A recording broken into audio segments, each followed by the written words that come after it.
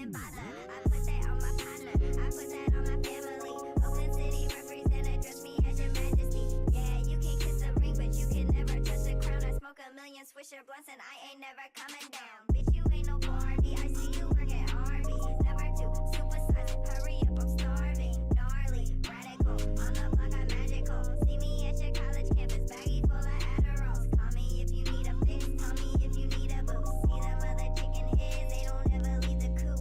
I'm in the coop cruising, I got the stolen plates, serving all the fiends over there by the Golden Gate. Gucci, Gucci, Louis, Louis, Gucci, Gucci, Louis, Louis, Gucci, Gucci, Louis, Louis, Gucci, Gucci, Louis, Fendi, Fendi, Prada, the Fendi, Fendi, Prada, the Fendi, Fendi, Prada, the Fendi, Fendi, Gucci, Gucci, Louis, Louis, Gucci, Gucci, Louis, Louis, Gucci, Gucci, Louis, Louis, Gucci, Gucci, Fendi, Fendi, Prada, the Fendi, Fendi, Prada, the Fendi, Fendi, Prada, Gucci, Gucci, Louis, Louis, Fendi, Fendi, Prada. The basic bitches wear that shit, so I don't even bother.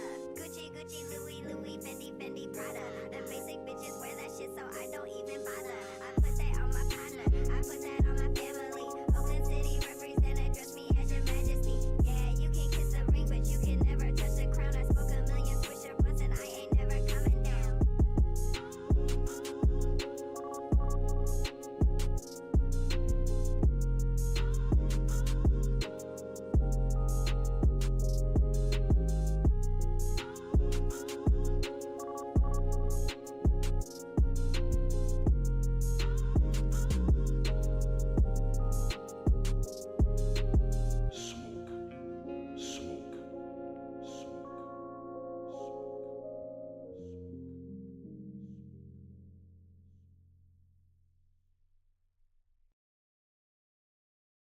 Do you agree that there's no such thing as racism, sexism, homophobism, Islamophobism, vegetarianism, white supremacism, and all the other isms?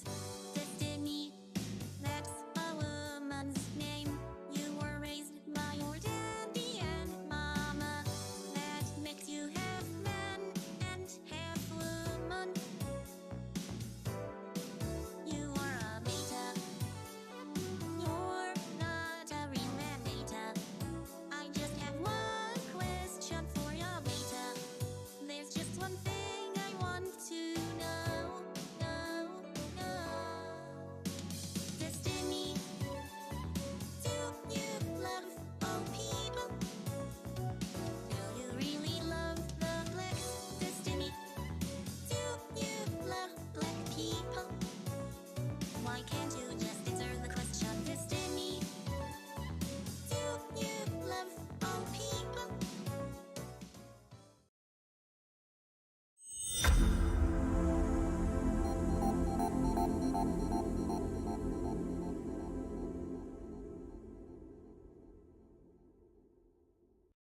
Systems, the company store, the paradigm of absolute control.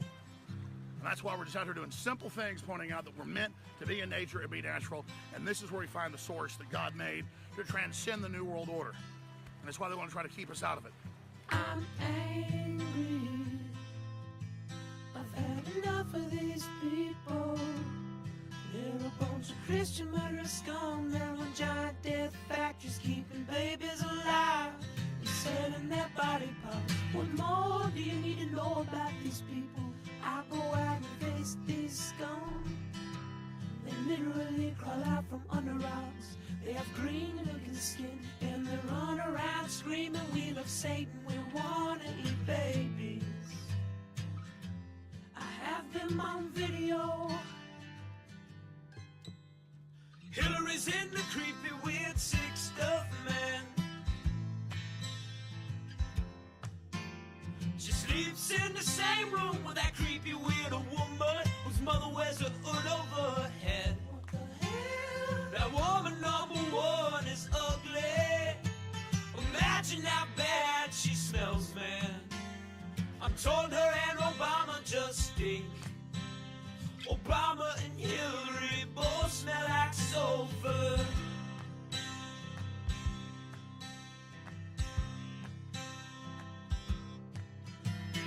Literal vampire pot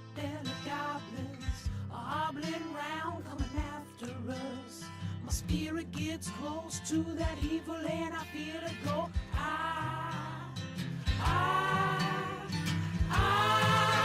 We're such self-centered crap, we don't even notice hell itself rising up against us. Millions of pointed people of the very worst type, and I'm so pissed. We're gonna stab your daughter at the mall. We're gonna stab your wife, your son. We're gonna stab you with a butcher knife, and then the police chief is gonna say, we love our Somalis, we love our Muslims. Oh, they're so good, oh, they're so sweet. I was watching Fox News as I worked out this morning. Whores in this house. There's some whores in this house. There's some whores in this house. There's some whores in this house. I said certified freak. 7 days a week. Wet ass P word. Make that pull-out game weak. Yeah, you effin' with some wet ass P word. Bring a bucket and a mop for this wet ass P word. Give me everything you've got for this wet ass P word. Beat it up, N-word, catch a charge. Extra large and extra hard. Put this P word right in your face. Swipe your nose like a credit card. Hop on top, I wanna ride. I do a kegel while it's inside. Spit in my mouth, look in my eyes. This P word is wet, come take a dive. It continues along these lines. And it gets significantly more vulgar. Like, a lot more vulgar. I will eat your leftist ass like corn on the cob. I'm ready. I will eat your ass. I will eat your leftist ass like corn on the cob. I'm ready. I will eat you. I will eat your ass. My children aren't going hungry. I'll do it. I'll drink your blood. And I'm starting to think about having to eat my neighbors. You think I like sizing up? I'm gonna haul him up back chain. Chop his ass up, size it up. I'm gonna haul him up back chain. Chop, chop, chop, chop. I will eat your leftist ass like corn on the cob. I'm ready. I will eat your ass. I will eat your leftist ass like corn on the cob. I'm ready. I will eat you. I will eat your ass. I'll barbecue your ass flat. I will cook your ass up so fast, and I'll tell them, well, I killed a cow out back, baby. You think Christ would eat somebody? He would never do that. I will. I'm ready to hang them up, gut them and skin them and chop them up. You know what? I'm ready. I will eat your leftist ass like corn on the cob. I'm ready. I will eat your ass. I will eat your leftist ass like corn on the cob. I'm ready. I will eat you. I will eat your ass. I will eat your leftist ass like corn on the cob. I'm ready. I will eat your ass. I will eat your leftist ass like corn on the cob. I'm ready. I will eat you. I will eat your ass. And that's why I want the globalists to know.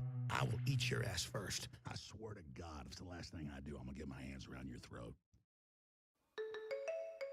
What rolls downstairs, the owner in pairs, rolls over your neighbor's dog?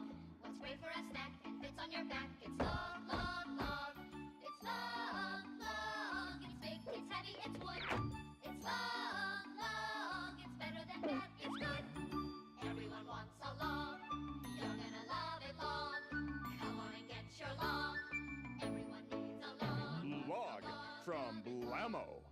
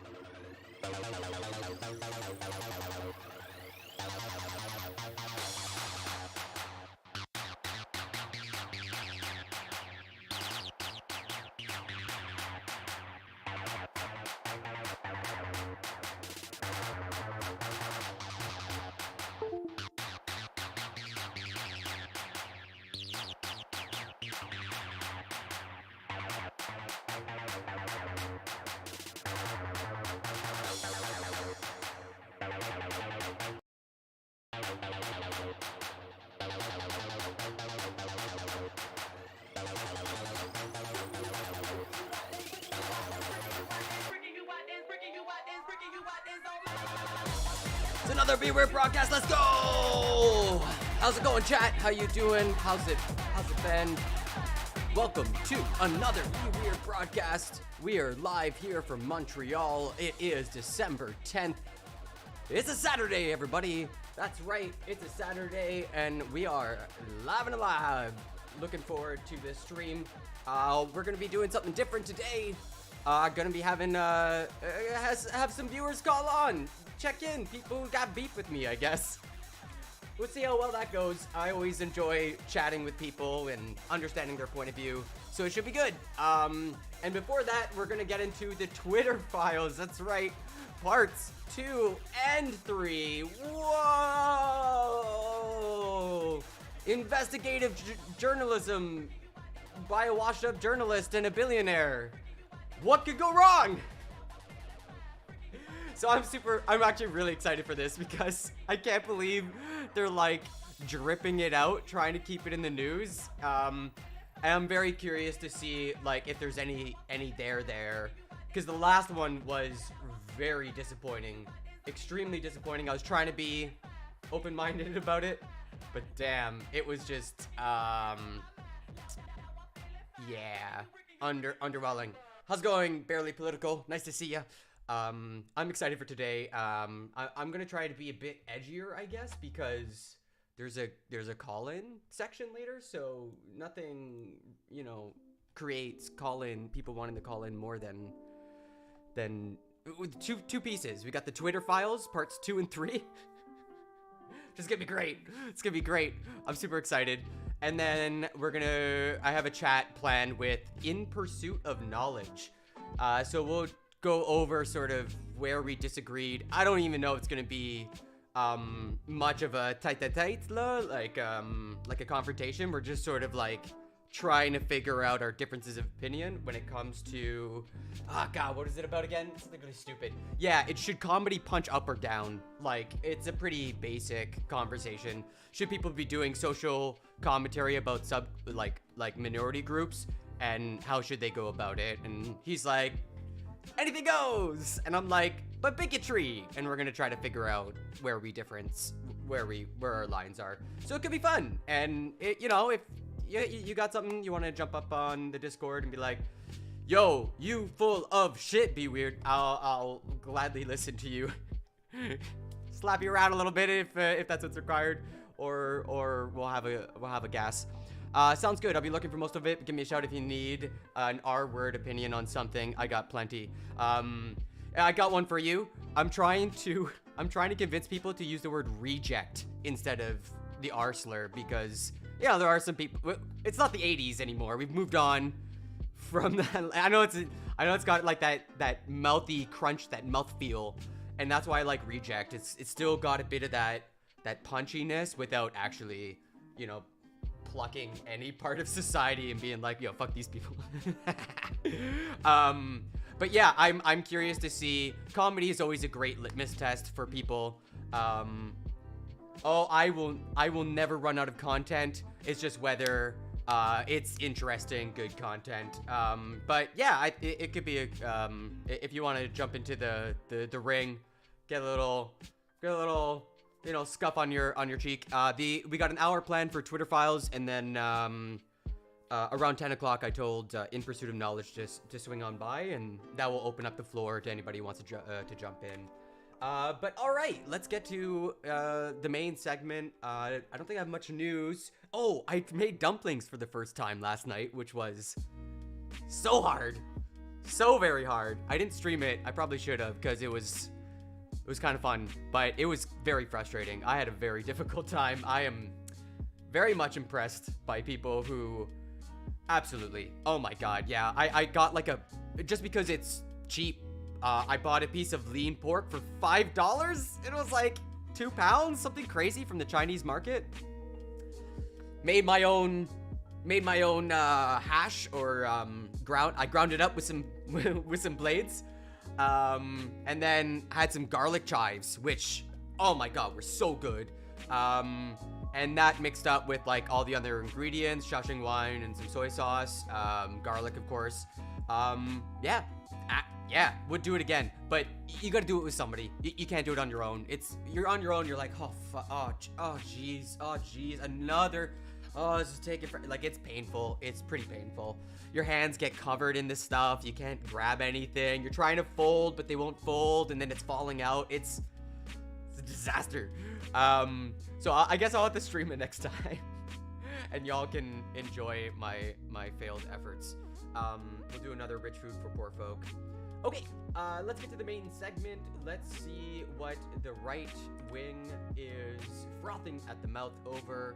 Some people are calling for the entire government to be taken down over this. You know, people going to jail and stuff. There's some pretty wild takes out there. Okay, I'm blasting off. If you on Twitter, follow me, like the tweet, juice it. But yeah, you tried to make them once and never again? Really? Never again? Okay, yeah, it's very rage-inducing. I can see the strong desire to rage quit. It's just like, okay, how is this? Okay. Yeah, man. I will always take audio advice from my audience. I am here to please and make the experience as good as possible. I didn't buy a fancy mic for nothing. I can't hear what you're hearing. I just get little dials, right? You know what I mean? Like, it's always a balancing act. All right, let's get to it. I should have my stuff together. Let's see, we got Twitter files. Okay, the first one is from Barry Weiss. I kind of want to take a little look at who is Barry Weiss, first of all. Who's the person, like, reporting on this stuff? All right, but we'll read the stuff, and then we'll do some backstory and, you know, catch up on stuff. All right, let's see here. Thread. The Twitter files. Part 2. Twitter's secret blacklists. I need some like spooky music. Part 1. A new Twitter files investigation reveals that teams of Twitter employees build blacklists, prevent disfavored tweets from trending, and actively limit the visibility of entire accounts or even trending topics, all in secret without informing users. Whoa! Wow! Twitter once had a mission, quote, to give everyone the power to create and share ideas and information instantly without barriers. Along the way, barriers nevertheless were erected. Golly gee, what a surprise! Now this is where I stopped yesterday because Barry Weiss cited someone. Take, for example, Stanford's Dr. Jay Bhattacharya, who argued that COVID lockdowns would harm children. Twitter secretly placed him on a, quote, trends blacklist, which prevented his tweets from trending. And then she cites her source, which is like this yellow thing that says trends blacklist, recent abuse strike. And so my first question, of course, was, okay, but who is this guy? Did he say anything really dumb? Was he helping or hurting when it came to communication on like a medical matter when there was a lot of confusion going on? So I pull up his Wikipedia page. Oh, so okay. So let's see here. Where did he fall down? What was it? In October 2020, the World Health Organization's Director General stated that pursuing herd immunity... Okay, no, let's go back a step. So he signs on to this thing called the Great Barrington Declaration, which is its own wormhole, okay? But basically it's like, let's let it ride, everybody. Let's just let it ride. I don't actually agree with you, Barely Political. Lockdowns generally caused some amount of mental trauma to children. A bunch of developmental steps almost certainly have been missed, I should say. But we gotta just balance, we gotta put everything on the scales, okay? We can talk about one side, we can talk about the other side, but then we gotta put it all together and be like, okay, infectious disease killing the grandmas and kids' developmental progress that we expect. So there's a balancing act there. There's society's trying to, teeter-totter find the spot. And the Great Barrington Declaration is like, yeah, let's just herd immunity. It'll work. Let's just let it ride. It claimed harmful COVID-19 lockdowns could be avoided via the fringe notion of, quote, focused protection, by which those most at risk could purportedly be kept safe while society otherwise continued functioning normally. The envisaged result was herd immunity within 3 months as SARS-CoV-2 swept through the population. Oh my god. And the problem with the argument is that it's completely, like, the healthcare system itself is not being discussed at all. And it's like, okay, you go do that, but you're going to destroy your healthcare system, and then all the broken bones and punctured lungs and cancer treatment just goes off the rails. You know what I'm saying? Did you agree with toddlers less than 5 years wearing masks? I guess we should start there. Yeah, that seems whatever. Like, from what I understood, it was basically impossible in the schools. When I spoke to elementary teachers who had to try to, like, do this, kids got it and some didn't. Like, it was like, not all of them got it. Most of them kind of did, and it was messy. And they did all sorts of weird things that, obviously conflicted with the logic of masks, so it wasn't as effective as it ought or could be ideally. But the main point is that, like, risk reduction. You always just try to, like, a little percent here, a little percent there, from what was it, like steel cars to aluminum cars, to adding seatbelts, to adding airbags, to adding, compression and, all sorts of things. You just keep layering your risk reduction. So, masks on toddlers, probably not as effective as people want it to be, but might be better than nothing, one of those things. Okay, so anyways, this guy signs on to what most epidemiologists describe as like, bro, are you serious? Like, we can do things about this. We can use some medical science to try to, like, keep our medical systems intact. So I don't know. This guy, I have a real serious problem with him. I got a serious problem with him. I don't think it's moral or just to just say, let the older population die off. They've had their time.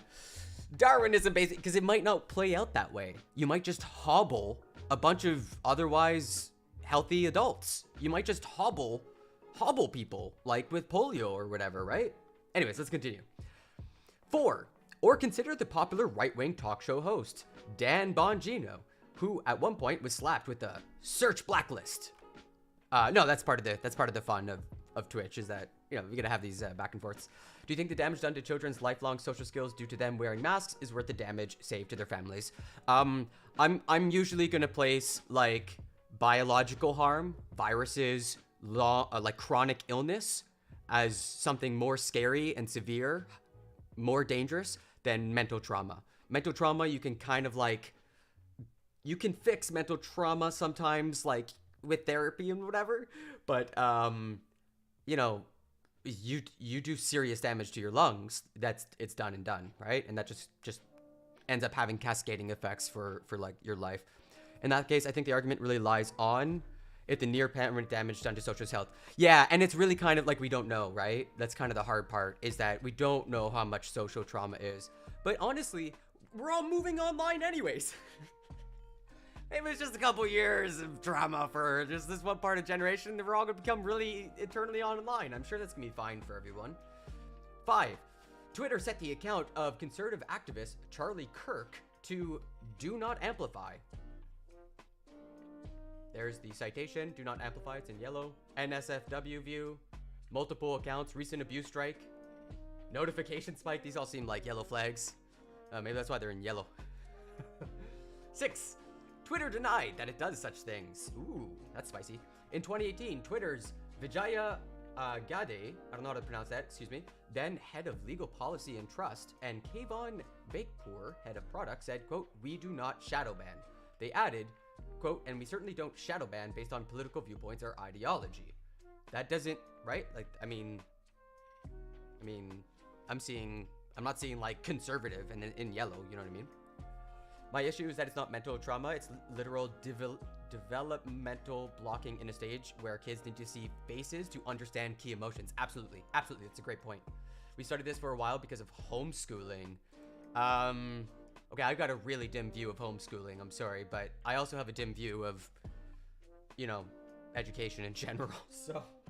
Even though I've got a master's in it, wow, or I'm going to have a master's, excuse me. Soon. But this is the guy of TPUSA, founder and president of Talking Points USA, who had Marjorie Taylor Greene on the same stage as Nick Fuentes, an open white supremacist. Like, so I'm sorry. One of the problems with this story that has to be kind of like navigated is, it's the same problem I ran into with when I went deep into the research, which is, yeah, we love our lurkers here. Like I read a big paper, and YouTube is slightly, but importantly, it is ideologically biased towards conservative content. But the researchers at the end of the paper put the point back on the reader, which is, we don't know why this is. It could be because conservatives are better at producing content like relevant to YouTube's preferred algorithms, right? Like they could just be gaming it better, just better at doing the game. And generally conservatives are better at messaging, I'm not gonna lie. But you know what I mean? Like, when we're talking about the Twitter situation, it could be that conservatives are just doing content that hits up against these guardrails that the company thinks are good for its growth. Like, what is this company not allowed to, like, you know, put itself first? I don't understand. Like, that's the part where I get stuck on. Okay, moving on. Twitter denied. Oh, wait 1 sec.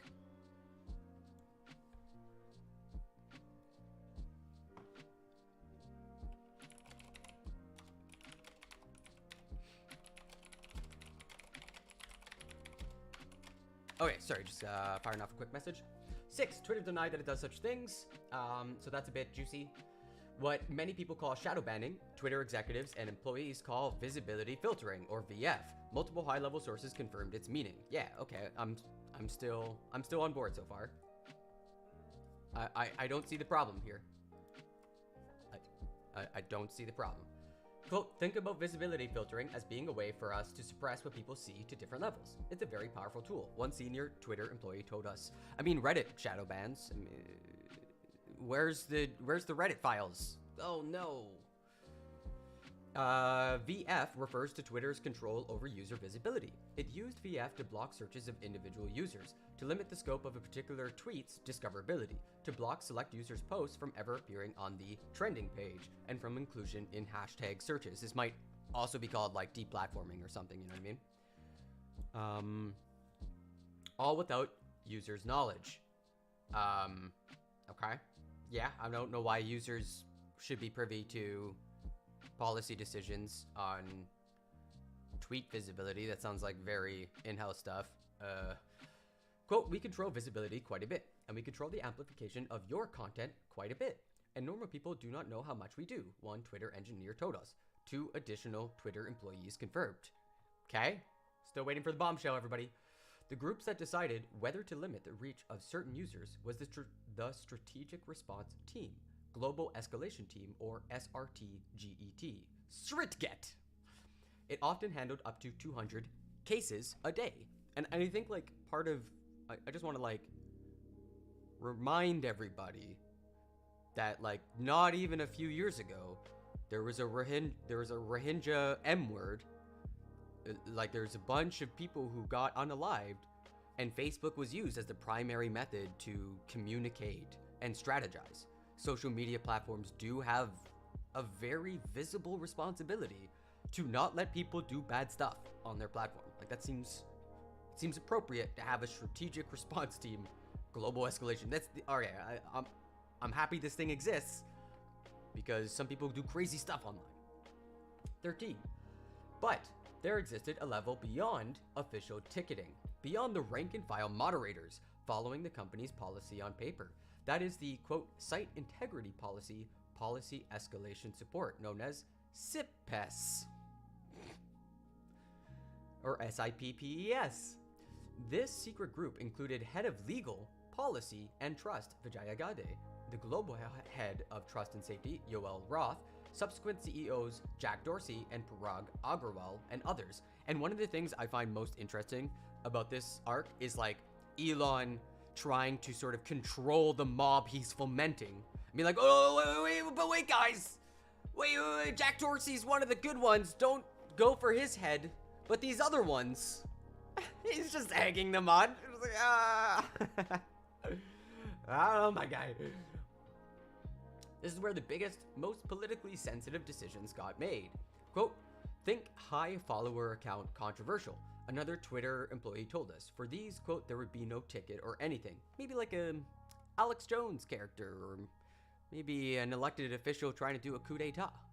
And if you've been following the news, we've got a great example with Pedro Castillo, the president of Peru.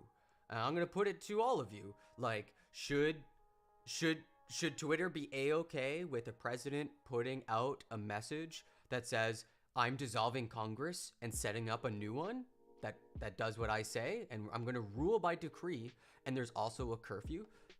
Should social media platforms just, yeah, sure, whatever, not warn users, maybe take it down, maybe review it in some way? Like, we don't have to talk about Trump. We just watched this happen in Peru. Now, he used official media airwaves, but, you know, Trump used Twitter, so it's pretty analogous. Okay, moving on. 16.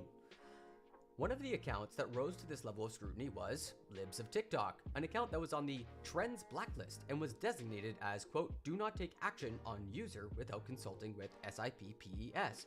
Golly gee, I wonder if that has anything to do with some of the content that they were producing on the platform. Content that has largely been, you know, accused of leading to bomb threats against children's hospitals. Ugh, normal country stuff. Just normal stuff. Okay. Recent abuse strike, Trends blacklist, strike count 2, high profile, multiple accounts, not safe for work view, and others.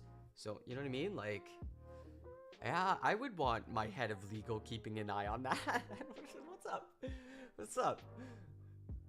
The account, which Chaya Raichik began in November 2020 and now boasts over 1.4 million followers, was subjected to 6 suspensions in 2022 alone, Raichik says. Each time, Raichik was blocked from posting for as long as a week. That's my constitutional right. Taking away my constitutional right to post to Twitter.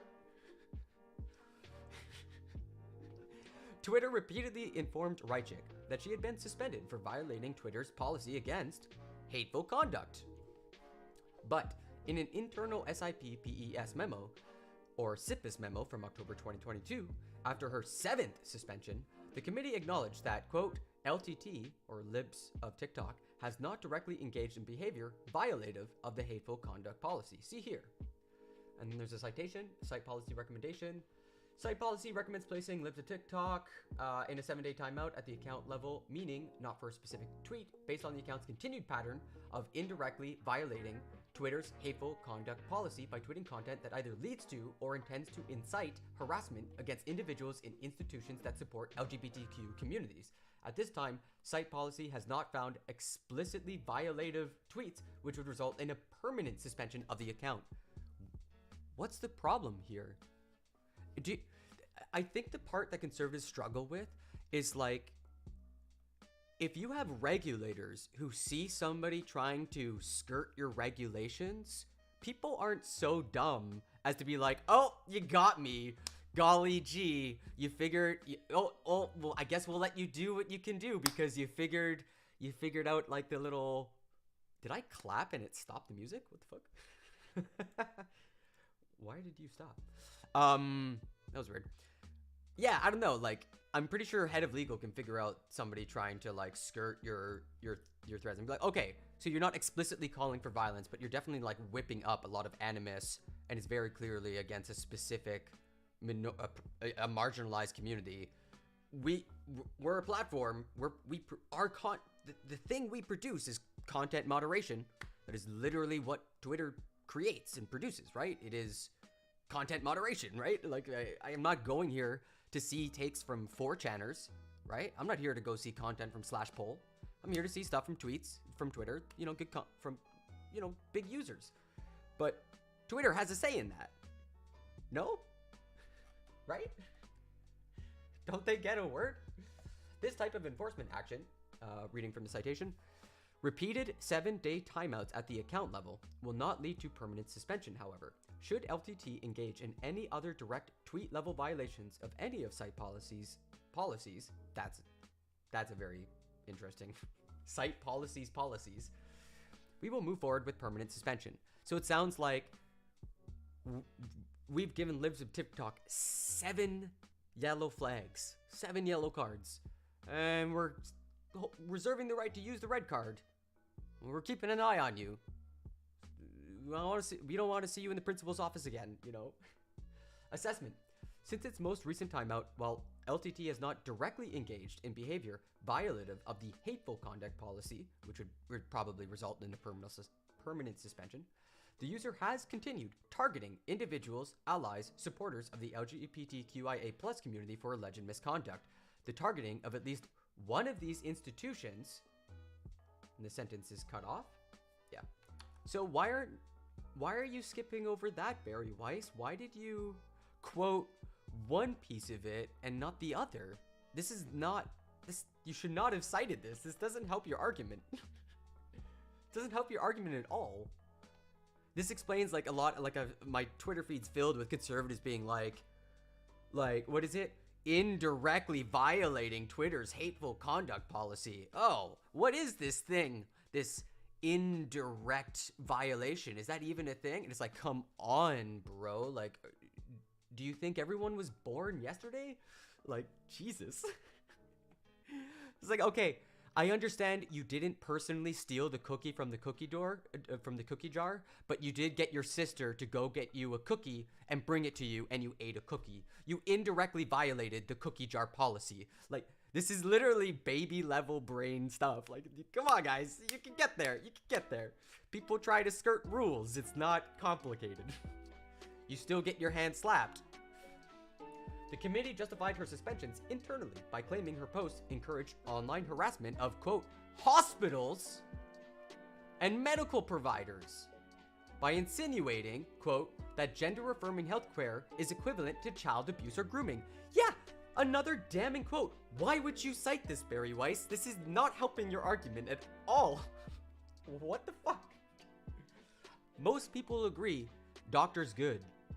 Most people. 9 out of 10 doctors agree. 21. Compare this to what happened when Reichik herself was doxxed on November 21st, 2022. A photo of her home with her address was posted in a tweet that has garnered more than 10,000 likes. I got a dim view of doxing, so.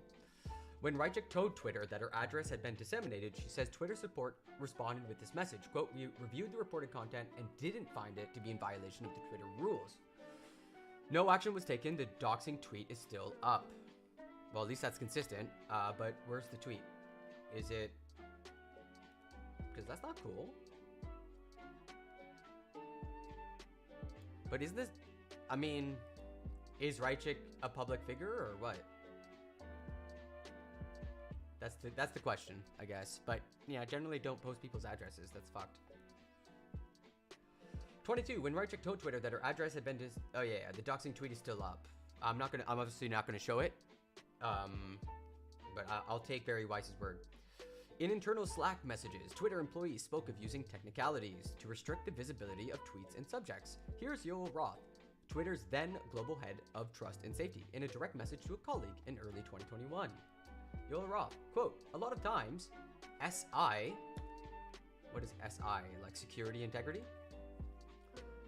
SI has used technicality spam enforcements as a way to solve a problem created by safety under enforcing their policies, which again isn't a problem per se, but it keeps us from addressing the root cause of the issue, which is that our safety policies need some attention. Okay, wow. No long-term solution on the horizon, so man tries to solve problem using short-term solution. People's heads explode. I'm still struggling to understand the bombshell. It seems sane for executives to use technicalities, which means it's correct, right? That's what a technicality is. You know, like, all right, you're being annoying, but okay, you got me. You know, that's what a technicality is. Okay, technically I broke the rule, but okay, whatever. And he's saying, you know, it's not really a problem, but we're like, there's a more difficult issue to solve, which is, you know, policy. Policy is the hardest thing to change. It is quite level. It's literally, by definition, the high level thing, right? It's like, oh, geez, we're gonna fix our policies? Oh, God. Might as well change the Constitution. Okay, 6 days later, in a direct message with an employee on the Health, Misinformation, Privacy, and Identity Research team, Roth requested more research to support expanding, quote, non-removal policy interventions like disabling engagements and de-amplification / visibility filtering. And I'm cool with visibility filtering. We'll get to it, like why I'm okay with it. There's this incredible piece in The Verge that wildly expanded my understanding of the business model for social media, and basically the point being that social media sells content moderation. That is the business model. That's what they sell. So all of this hullabaloo about content moderation, I'm just like, so what's the point? That's what we're here for. And sure enough, the content moderation standards changed since Elon Musk joined, and people are leaving because they want to seek out a platform that better moderates the content that they see. Golly gee. I don't know why I see libs of TikTok content. I don't follow them. I don't follow Ben Shapiro. I get his content. I get so much conservative content. I don't follow any of these people. Stop serving me this shit. I don't care. You know what I mean? One of the biggest areas I love research support on is RE non-removal policy interventions like disabling engagements and de-amplification visibility filtering. The hypothesis underlying much of what we've implemented is that if exposure to, for example, misinformation directly causes harm, we should use remediations that reduce exposure, and limiting the spread virality of content is a good way to do that by just reducing prevalence overall. We got Jack on board with implementing this for civic integrity in the near term, but we're going to need to make a more robust case to get this into our repertoire of policy remediations, especially for other policy domains. So I'd love to hear research's point of view on that.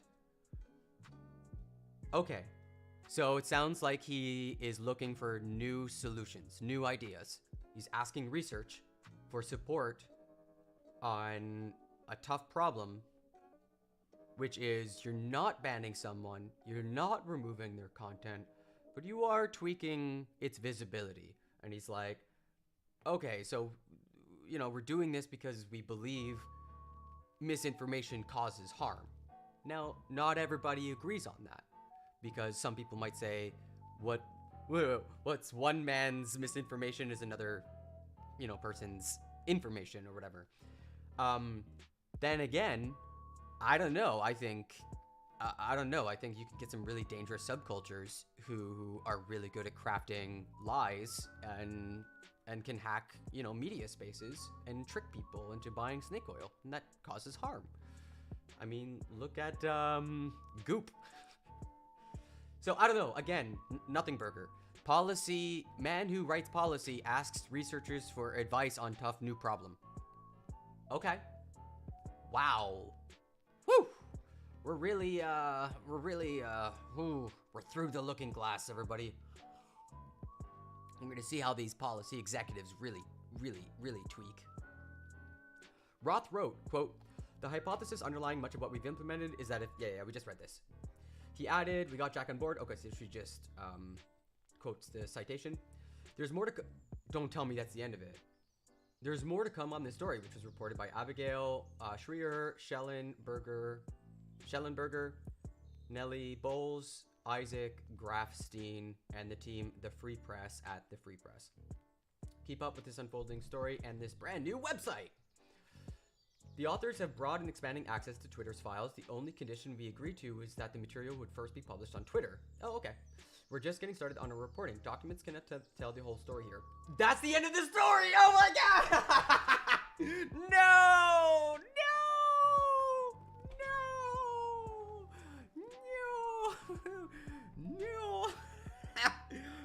Bro!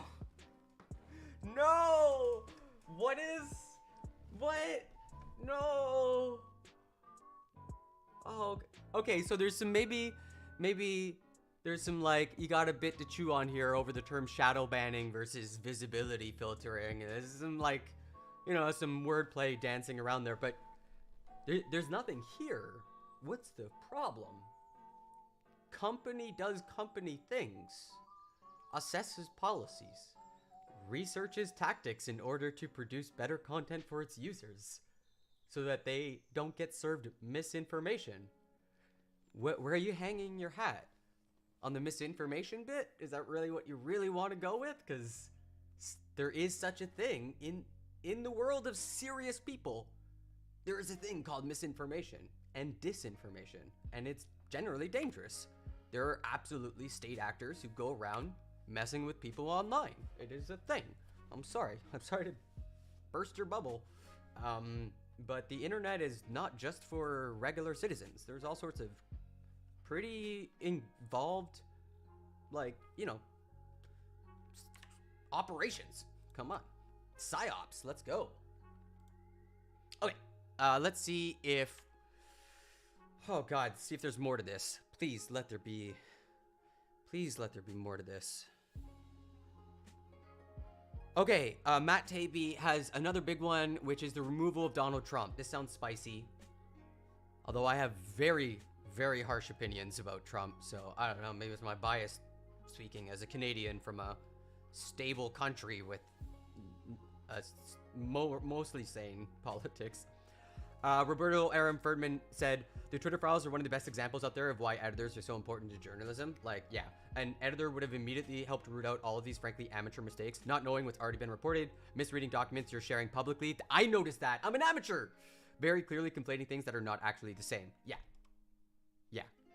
absolutely. Just like anybody who's spent any amount of time reading a crap ton of news or who has edited, actually I did do a bit of editing, but like you got to push people. You have to actually like push people. The Twitter files even have Sebastian Gorka going, what? This is it? So far, I'm deeply underwhelmed. We know the Dems in DC collude with the Dems in Palo Alto. Big whop. Need a paper trail of felonies. Elon better have that. That's awesome. Elon tweets out, Twitter acting by itself to suppress free speech is not a First Amendment violation, but acting under orders from the government to suppress free speech with no judicial review is. So show us the evidence of that then. That was my point. We're just like, okay, I know you're saying this is what happened, but Sebastian Gorka responding to someone saying this was a clear violation of First Amendment. No, it's not. The DNC asking a private company to censor has nothing to do with the First Amendment. Literally. I can't believe I'm agreeing with Sebastian Gorka. What the fuck? Okay, this is way more entertaining than I thought it would be. My word. Oh, somebody get these jokers. I don't understand though. Matt Taibbi, I know has done good journalism. I know he's done some of the best journalism on the Koch brothers. Like, what the fuck is this shit? Like, how did he fall off so hard? It's so weird. Okay, let's get into it.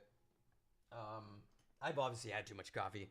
I hope you're doing good, chat. Hope you're enjoying the stream. Man, what a world. What a world. This is more newsworthy than the failed coup d'etat in Peru.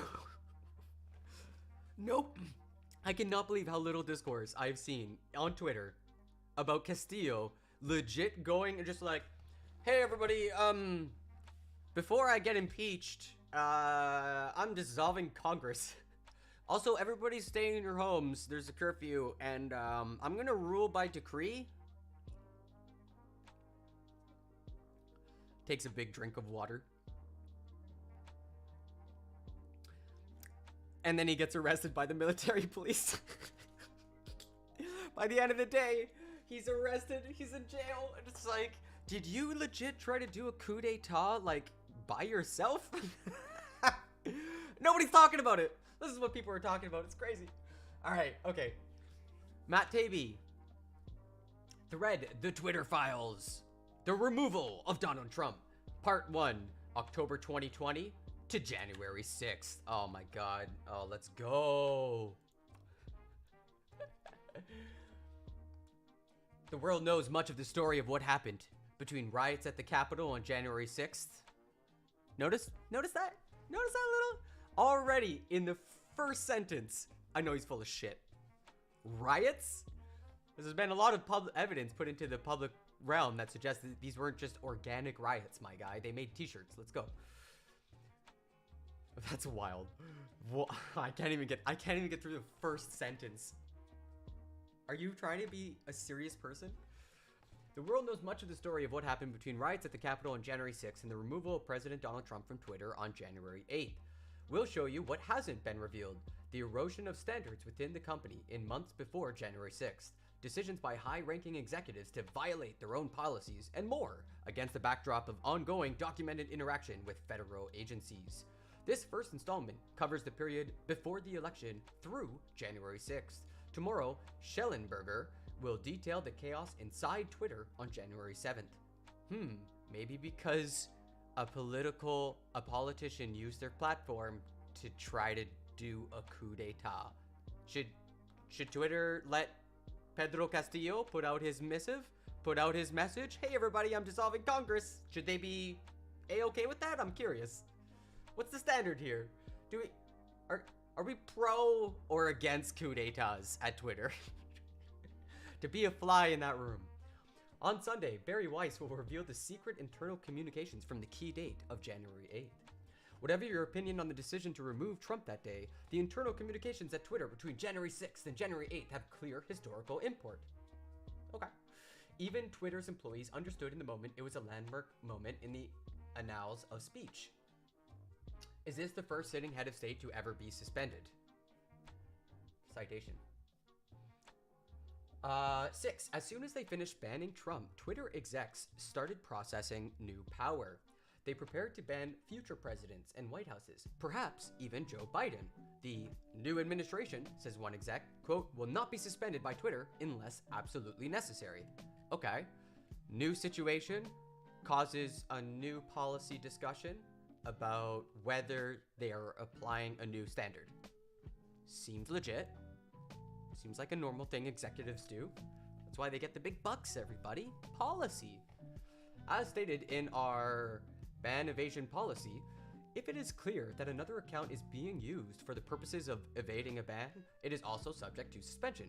For government accounts, such as @POTUS and @WhiteHouse, we will not suspend those accounts but will take action to limit their use.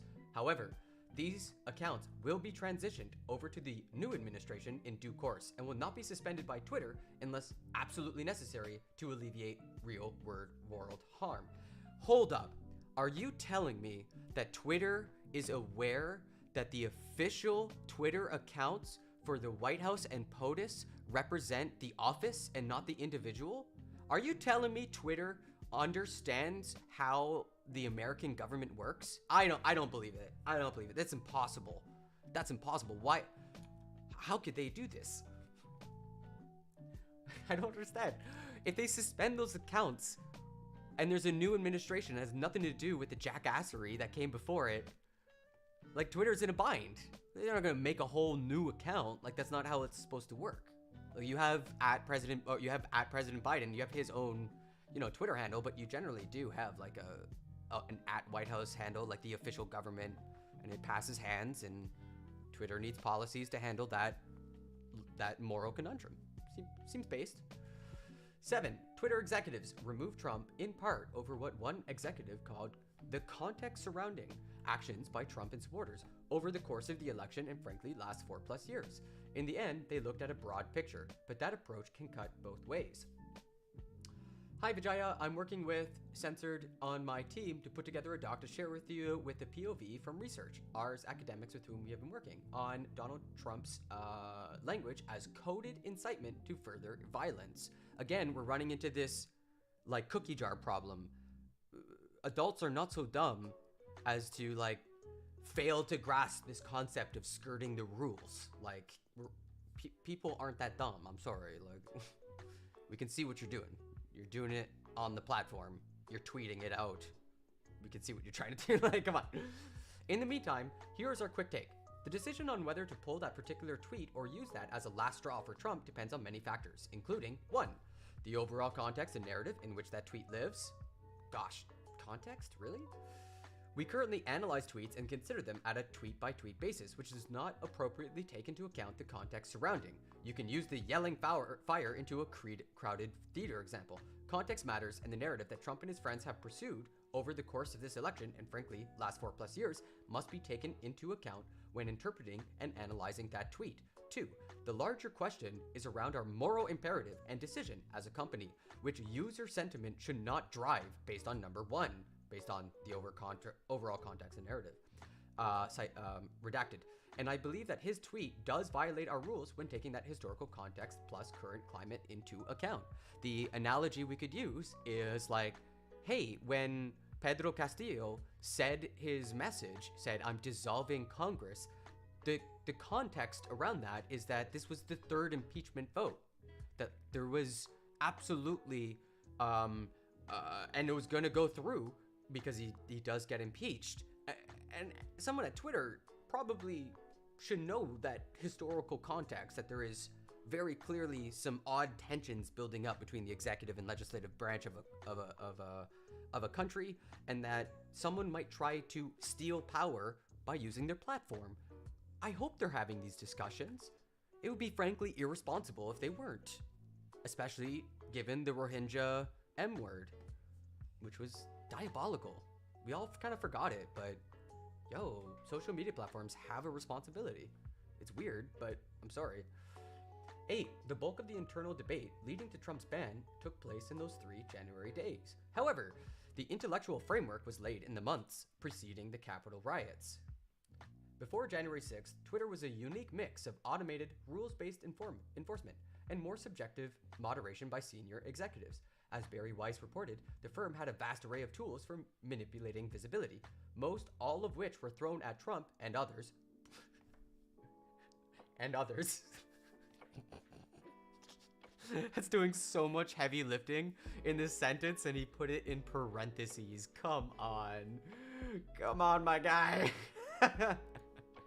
Oh, you're so full of shit. 10. As the election approached, senior executives, perhaps under pressure from federal agencies, with whom they met as more as time progressed, increasingly struggled with rules and began to speak of VIOs as pretext to do what they'd likely have done anyways. Not really sure what this is saying. 10. As the election approached, senior executives, perhaps under pressure from federal agencies, he doesn't know, perhaps he says. There's a big perhaps there. Wait, hold up.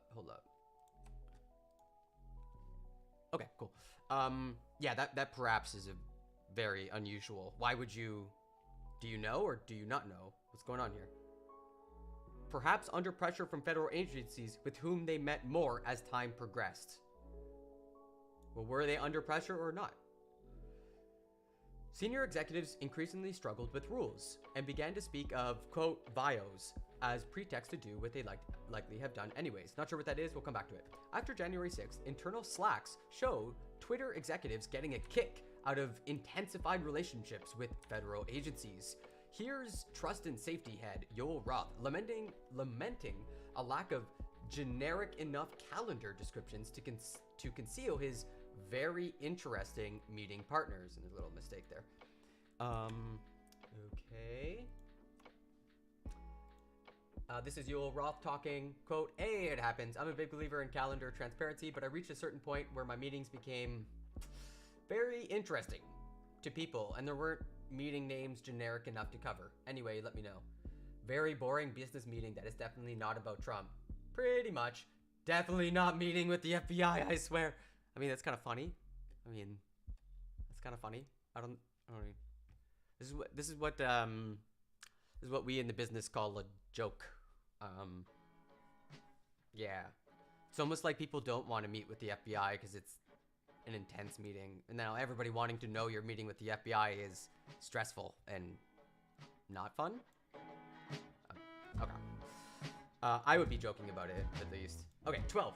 These initial reports are based on searches for docs linked to prominent executives whose names are already public.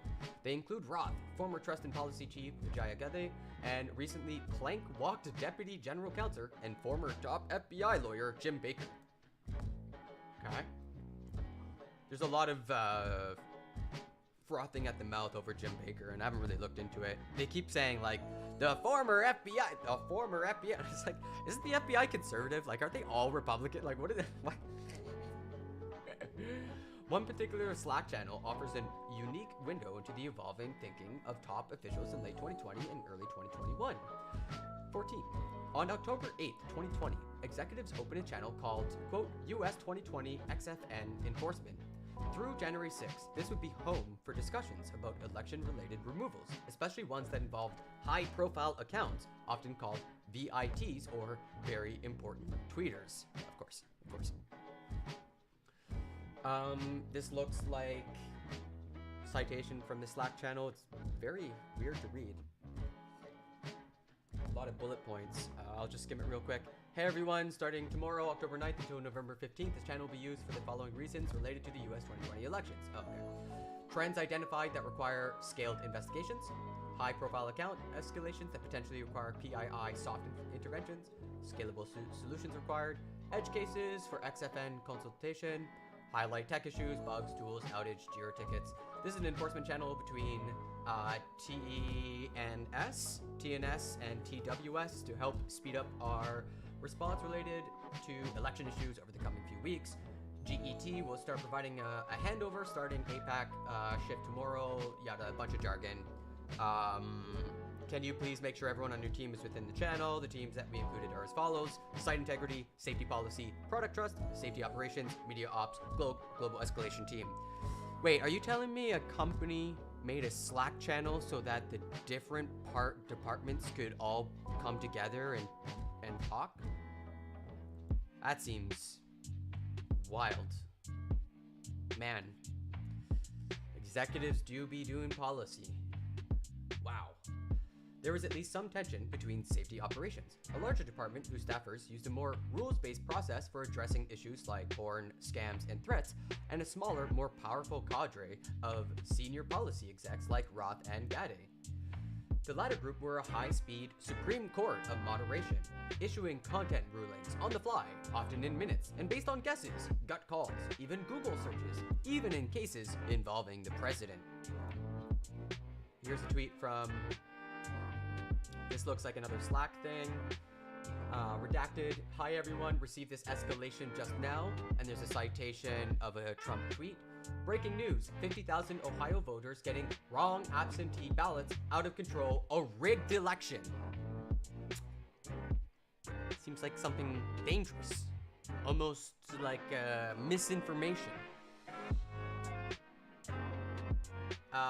By, quote, a rigged election would be enough to be in violation, right? If the claim of fact were inaccurate, yes. But it looks like that's true.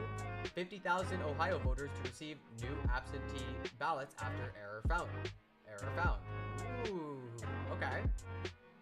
So maybe somebody got a little too excited with the ban button, and then be like, whoa, actually, this one happens to be okay.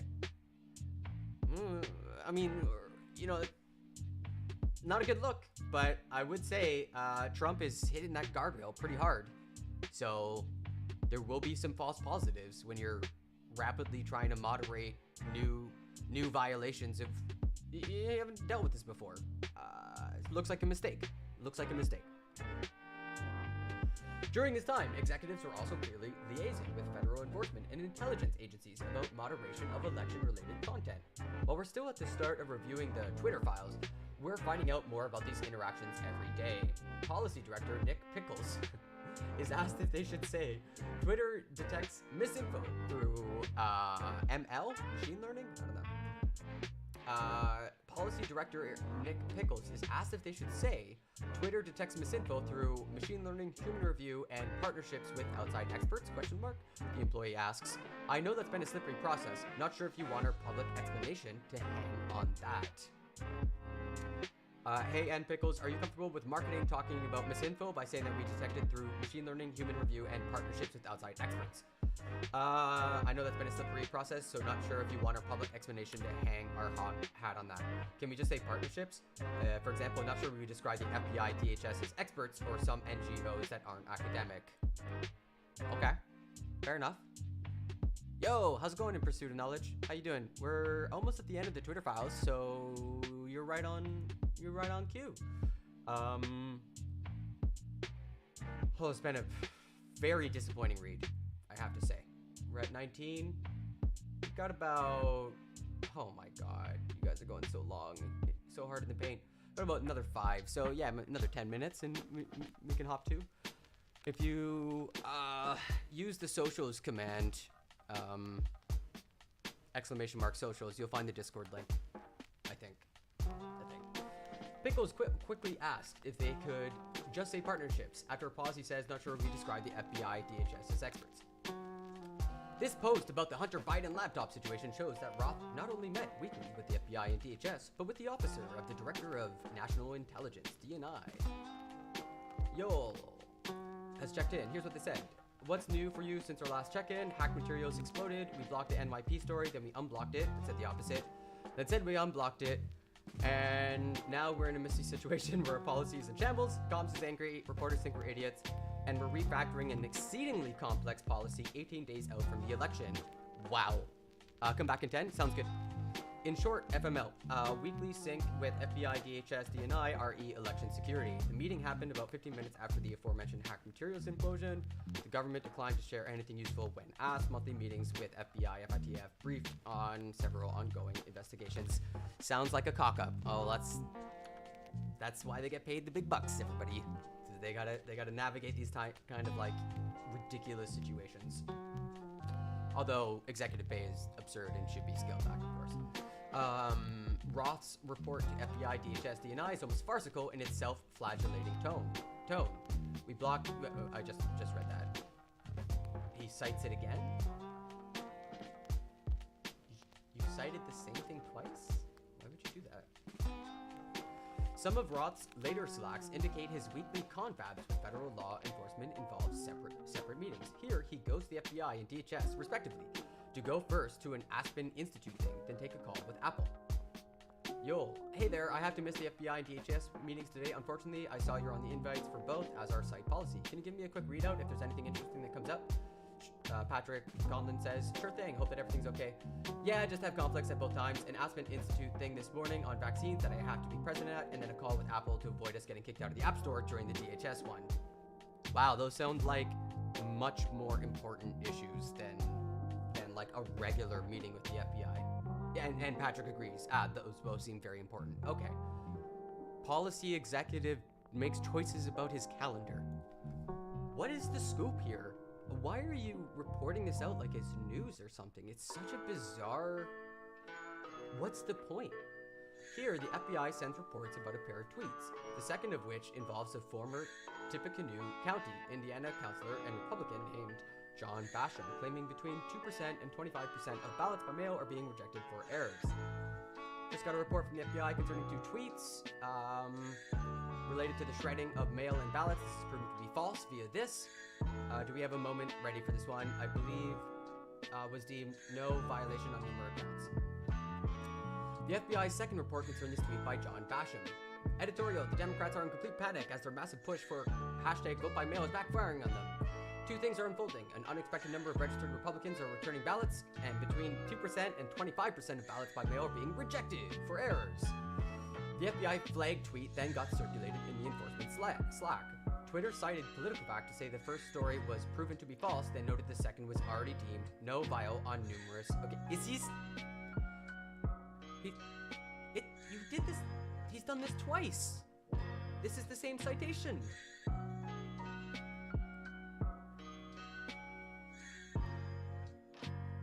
I am very annoyed. Very annoyed.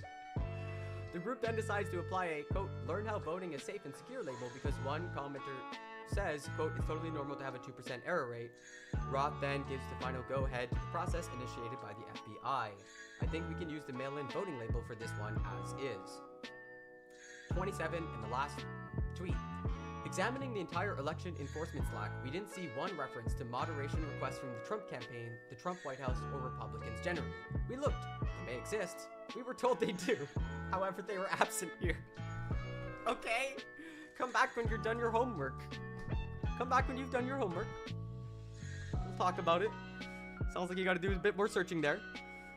I don't know. This is one of the weakest news stories I've seen in an era where, like, one of the most common, like, things that people say is just like, Jesus, the news is crazy. It is so hard to keep up. You know, like, crazy shit popping off in Peru. The war in Russia and Ukraine, or it's like financial issues and global market. Like, so much happening. The FTX collapse. And then there's the Twitter files. struggling for oxygen and relevance, being like, guys, did you know that Twitter executives made policy decisions? Whew. No shot. Are you being for real? They did? No, they did? Really? Okay, alright. I find this stuff very, very funny.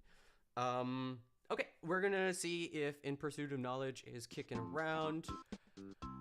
We've got some Nintendo music, which is very appropriate.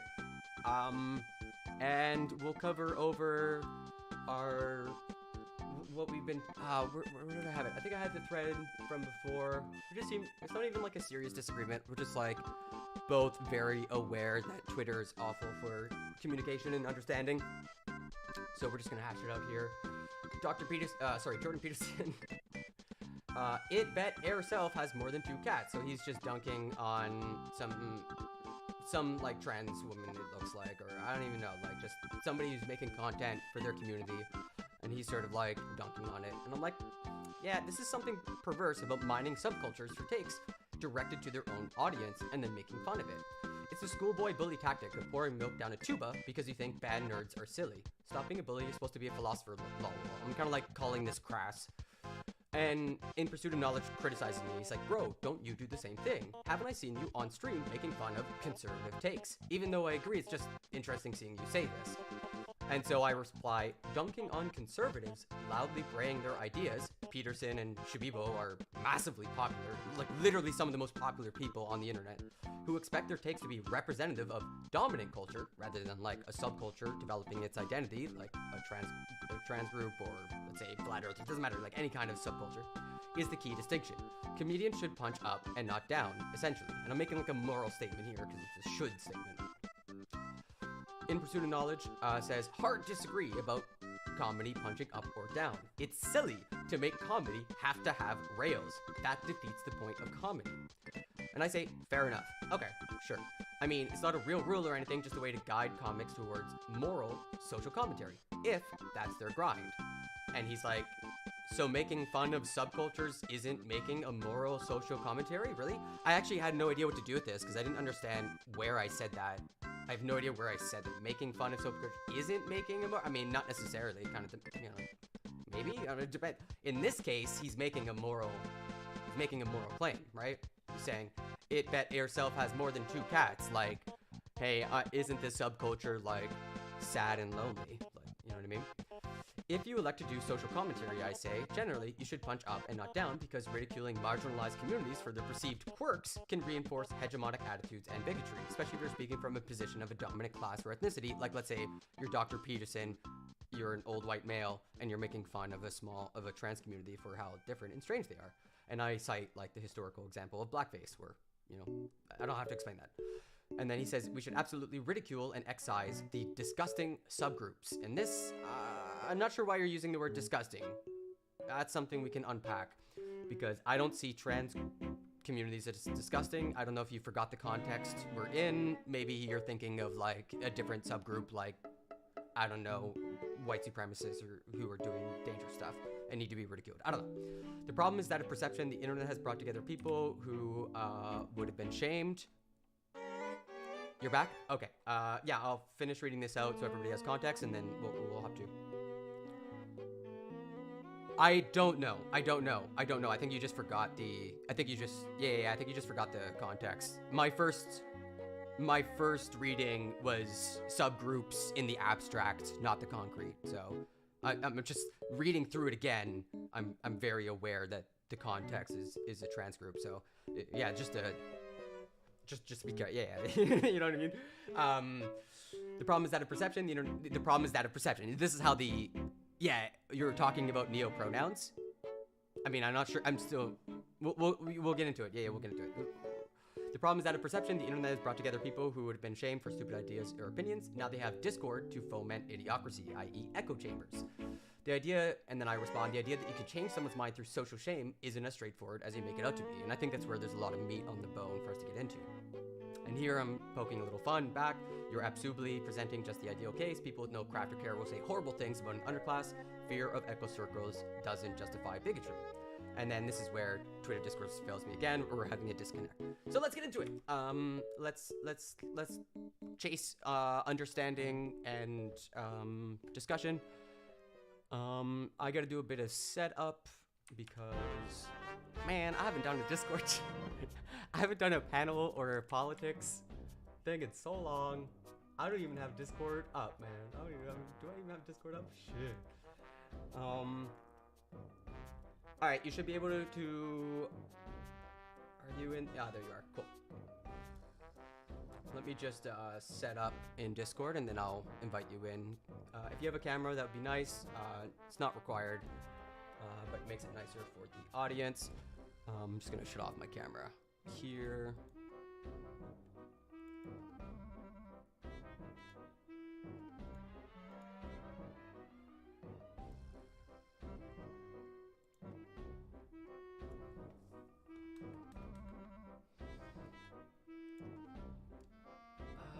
Okay, let's see here.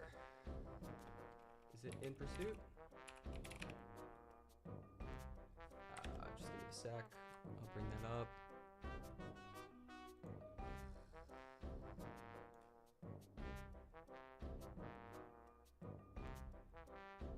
Oh man, streaming. So many little pieces, eh? Slowly but surely. I'll get there.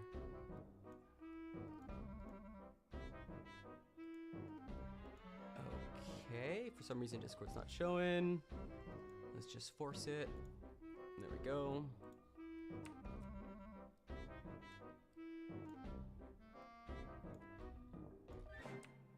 Alright, you're still in box. Bro, you about to be on live TV.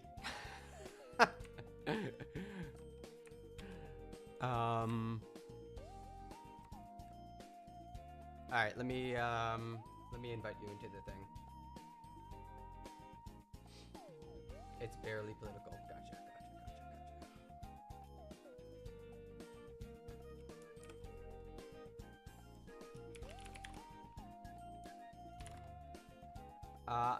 We gotta be friends, so I'm gonna friend you up there, buddy.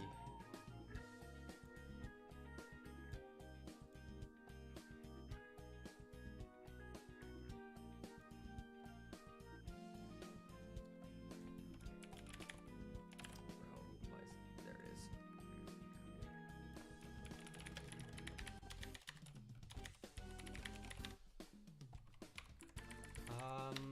What's your 4-digit tag? I don't know what that. I don't have your 4-digit tag. That's the only thing we need. You need your 4-digit tag. Friend you up.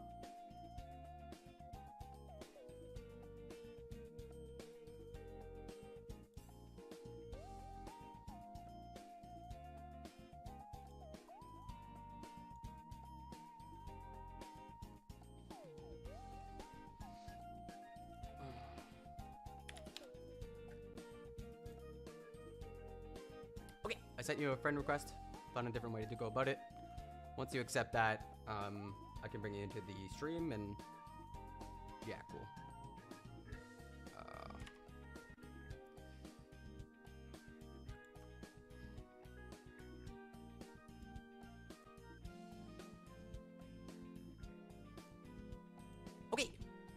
jump on board. I'll be in chat.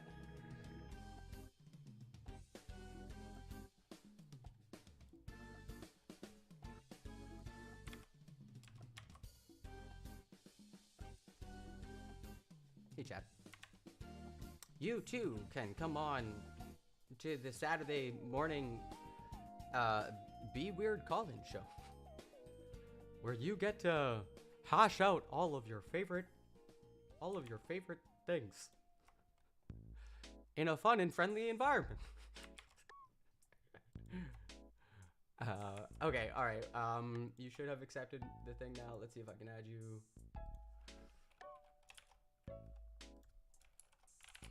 There we go. Invite sent. And then I'll clean this up a little bit.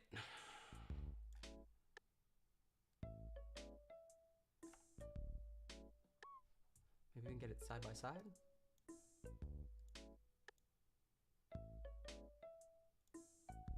I'm learning.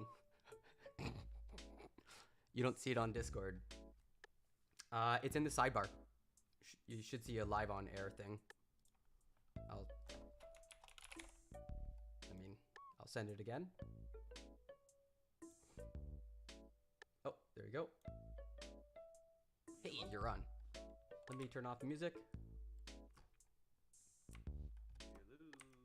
Hey, I hear you. Okay, Hi. cool. How you doing? Good. You want camera? Let me see. Yeah, how you doing? And how you prefer to be addressed. Boom. Does that work? Yeah, how you doing? Looking good. Good. Good morning. Good morning. It is 10:30 on a Saturday morning. You got me. You are way too wired up, my friend. How I've been much up coffee do you drink? two pots. I've been up since 6. Oh, okay. So you're up early. Jeez, what do you do? Why do you wake up so early? I got my circadian rhythm like really attached to the sun. So when the sun's up, I'm up, and Nice. everything. That means I'm asleep at like 9. 10. Yeah, no, I totally get that. Yeah, a healthy sleep cycle is extremely important. Yeah. What messes that up is going to like Christmas parties, and that's what I did last night. Okay. And that's why I'm up. Usually I'm up like at 7:30. Realistically, but this morning I'm definitely a little bit slow waking up. My dog definitely. No sweat. Oops, sorry. No sweat. This is a chill environment. I'm not here to dogpile or whatever. I'm just kind of curious where we disagree. Yeah, for sure. First thing, you can call me Dorian. That's what Dorian. I go by. Cool. Thanks. Yeah. And what do you want me to call it? Are you Be Weird? Yeah. I've never said it out loud. Yeah, be weird or weird. Either way is fine. Cool. Good handle. So what's your key disagreement? I guess like what's the thing you're just like, oh golly gee, this guy, man. All right, let's go over. Let me pull up the. I think the main contention is I don't like polarization. That's going to be my main overall topic. Same. That's where I come from. Okay, same. And I don't think that Libs of TikTok obviously is helping in that discourse at all. Okay. I think they are disgusting. Good to know where you stand. Are a huge problem when it comes to online radicalization and geez, they're just generally bad people, you know. But why? What they Why do is it? Why is it a key problem? But go on. Yeah. Yeah, the why is huge. But I think that Jordan Peterson, his tweet here, is trying to make fun of the neo-pronouns, right? Sure. Yeah. And I do. It's That's quirky. where I do have some agreement with him. I need to Sure. turn you up. I feel like I'm way too loud. Am I too loud? No, I can turn you up on my end. Okay. You No, should- I'm just hearing myself through my headphones. That's why I need to turn myself down. Is that too? I hear you fine. Everybody cool, should cool, hear you cool. fine. Yeah. Yeah. Excellent. So Dr. Peterson is dunking on neo-pronouns, and you're like, lol, okay. And I'm like, it's not a good look, buddy. And you're like, wait, it is a good look. It's fine. There's no problem here. So that's where Well, we disagree. yes, that's the basic idea, is that we do need to, this is the toaster fucker problem, where I tried to read that thread. I didn't totally understand it. So here's your Okay, chance. I can give you a brief summation of it. Yeah. Before online cultures, especially, Mm. if you wanted to fuck a toaster, you inherently like, man, does that toaster look fucking good to fuck? You would go. I'm on YouTube, so watch the F slur. I can say fuck. Nope, I prefer if you didn't. On YouTube, I'll get age limited if you. Oh shit. Dude, Oh, okay. I'm sorry, dude. All right. If you want to have a messed up your intercourse argument. with a sorry, if you want to have intercourse with a toaster, or any appliance, Chef's kiss. then okay, yeah. If you want to have intercourse with any appliance before, and when I say before, let's say 1920s. Okay, just an arbitrary number. Before the internet. Before the internet is my whole Yeah. point. You would go to your community, you would go to your neighbors, you would try to find other toaster aficionados, and you probably wouldn't find any of them, right? It's a Too very niche. niche thing. Too Yeah. niche. Sure. Yeah. But now with the internet, I can connect. find a Discord group, I can find a website, I can Find interact with other aficionados, I can find the best brand, and because of that, now I have a whole echo chamber, a whole community where I can now build up arguments. Like, how do we shame people into saying that my proclivity of having intercourse with an appliance should be accepted in society, and on top of that, I should be able to walk around and proudly proclaim my ability to have intercourse with a toaster. Okay, I got Right? two things. It starts with it's an absurdity, but can we agree that that's not actually not absurd anymore?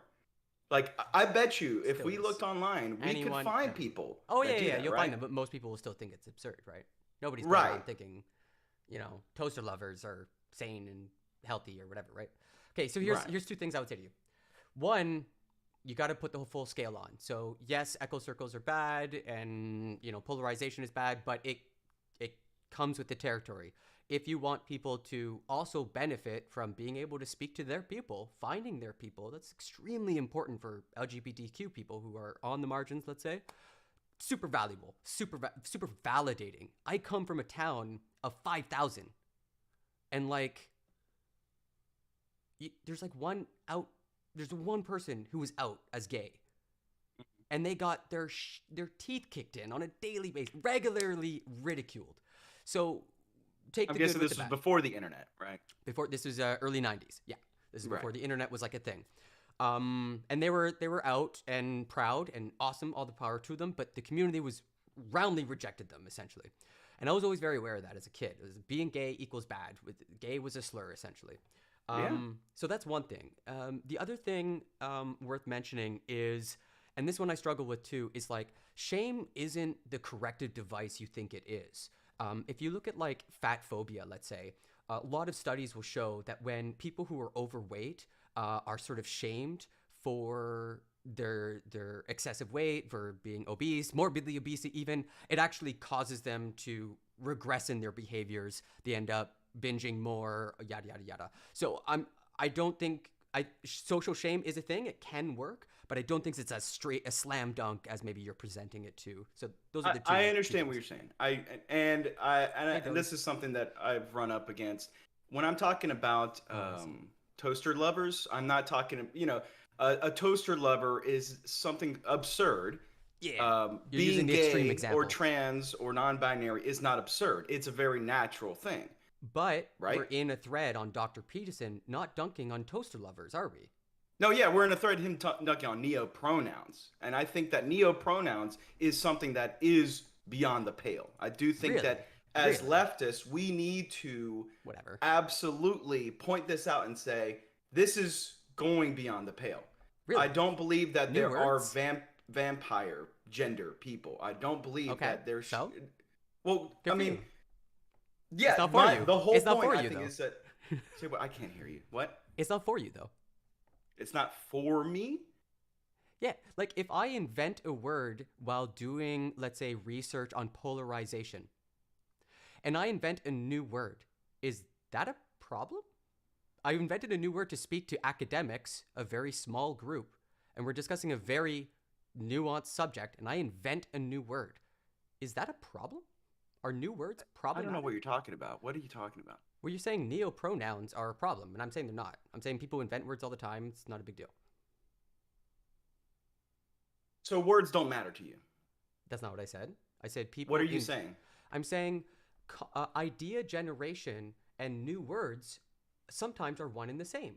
Sometimes we need new words in order to move through or articulate our ideas or disagree with paradigms or constructs.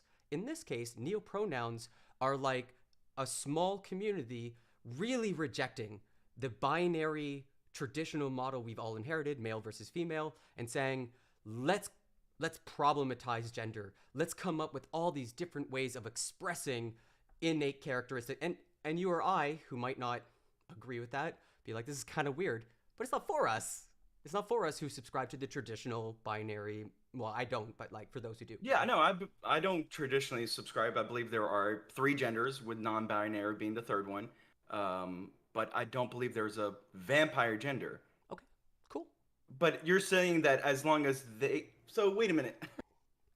I'm asking you So what the you're problem okay is. with toasters lovers just doing their own thing, letting them have their own ideas, let them have their own community, and just leave them alone. They're not going to inherently do any harm to anyone else. Is that what you're saying? I think there is like certainly, I think what you're getting at is like, if people start to believe really bad, weird, incorrect ideas, it can eventually... Like vampire gender, yes. Well, I disagree with you on that, but like vampire gender or having sex with toasters, I'm not saying that that does not cause problems. Okay, I'm saying like that's probably a bad thing for people to be going off and getting really down deep in the rabbit holes. What I'm pushing you on is, whose job is it to police that? To say no, you're not allowed. Are the toasters getting harmed? Are vampires getting harmed? Wait. Hold on. Whose job it is? What do you mean? There's no job. Policing. Yeah. Like through commentary. Us as a comedian. culture, as humans, we are social animals. Sure. Therefore, I can say whatever I want, and Totally. so can Jordan Peterson, and so can anyone on Twitter. Sure. Right. So why But are why you that pushing subject? back on people making comments about it? Because it's not as funny as you think it is. And I'm just saying, y'all You are think it's laughing. about comedy? Well, that was the whole thread, right? I'm like, Yeah. Jordan Peterson, why are you punching down and making a joke that is basically, I don't understand your subculture. Let's all point and laugh, which is the equivalent of a jock going to someone who loves brass and pouring milk down their tuba and saying, haha, you like tubas. I'm going to make fun of you and your silly subculture and your new words you're making up for playing the tuba. And I was like, okay, who's wrong here? It's probably not the subculture trying to find itself. It's probably the person dunking on them who's not adding much to the commentary other than, I find this weird and different. Man, there's a lot of projection going on there. I don't know why you're talking about high schools. I don't know, that Analogy. Like, why Just a is useful Jordan analogy. Peterson the jock? I know you're saying an analogy. I understand that, dominant but at the same hegemony. time, yeah. See, that's Does that factor into it for you? Like, I think I marginalized mean, community no, matters, it right? doesn't. It doesn't. Okay, that might be a because disconnect. I think that they're using that as a shield, and that's why they're able to have toaster lovers have now a shield because of the internet and because of how we want to really have our own liberal ideology. Now they're using that as a shield to deflect any sort of criticism of how ridiculous it is to be a vampire. It is absolutely ridiculous. For you. I'm really like. Okay, all right. You want I to got a talk about question for you. projection? Why- You just why- projected right now, right? Like that is projection. That is wrong and bad. Well, from your lens, but in a society, we're aware that people have radically different perspectives on reality and life. Is there a definition for gender? Gender is the expression of one's sexual identity, generally. Okay. So earlier you were talking about that these people, you were saying something about academics. What do you mean by that? Yeah, go ahead. Subcultures. I was trying to like use another analogy instead of like using jocks or whatever and band cultures, I chose a different analogy, which was there are subcultures in academia. Something I encounter a lot is people making up new words in some paper I've read. And I have to go, is that a real word? Does that contribute to the conversation? And if I think it doesn't, I will not adopt that word.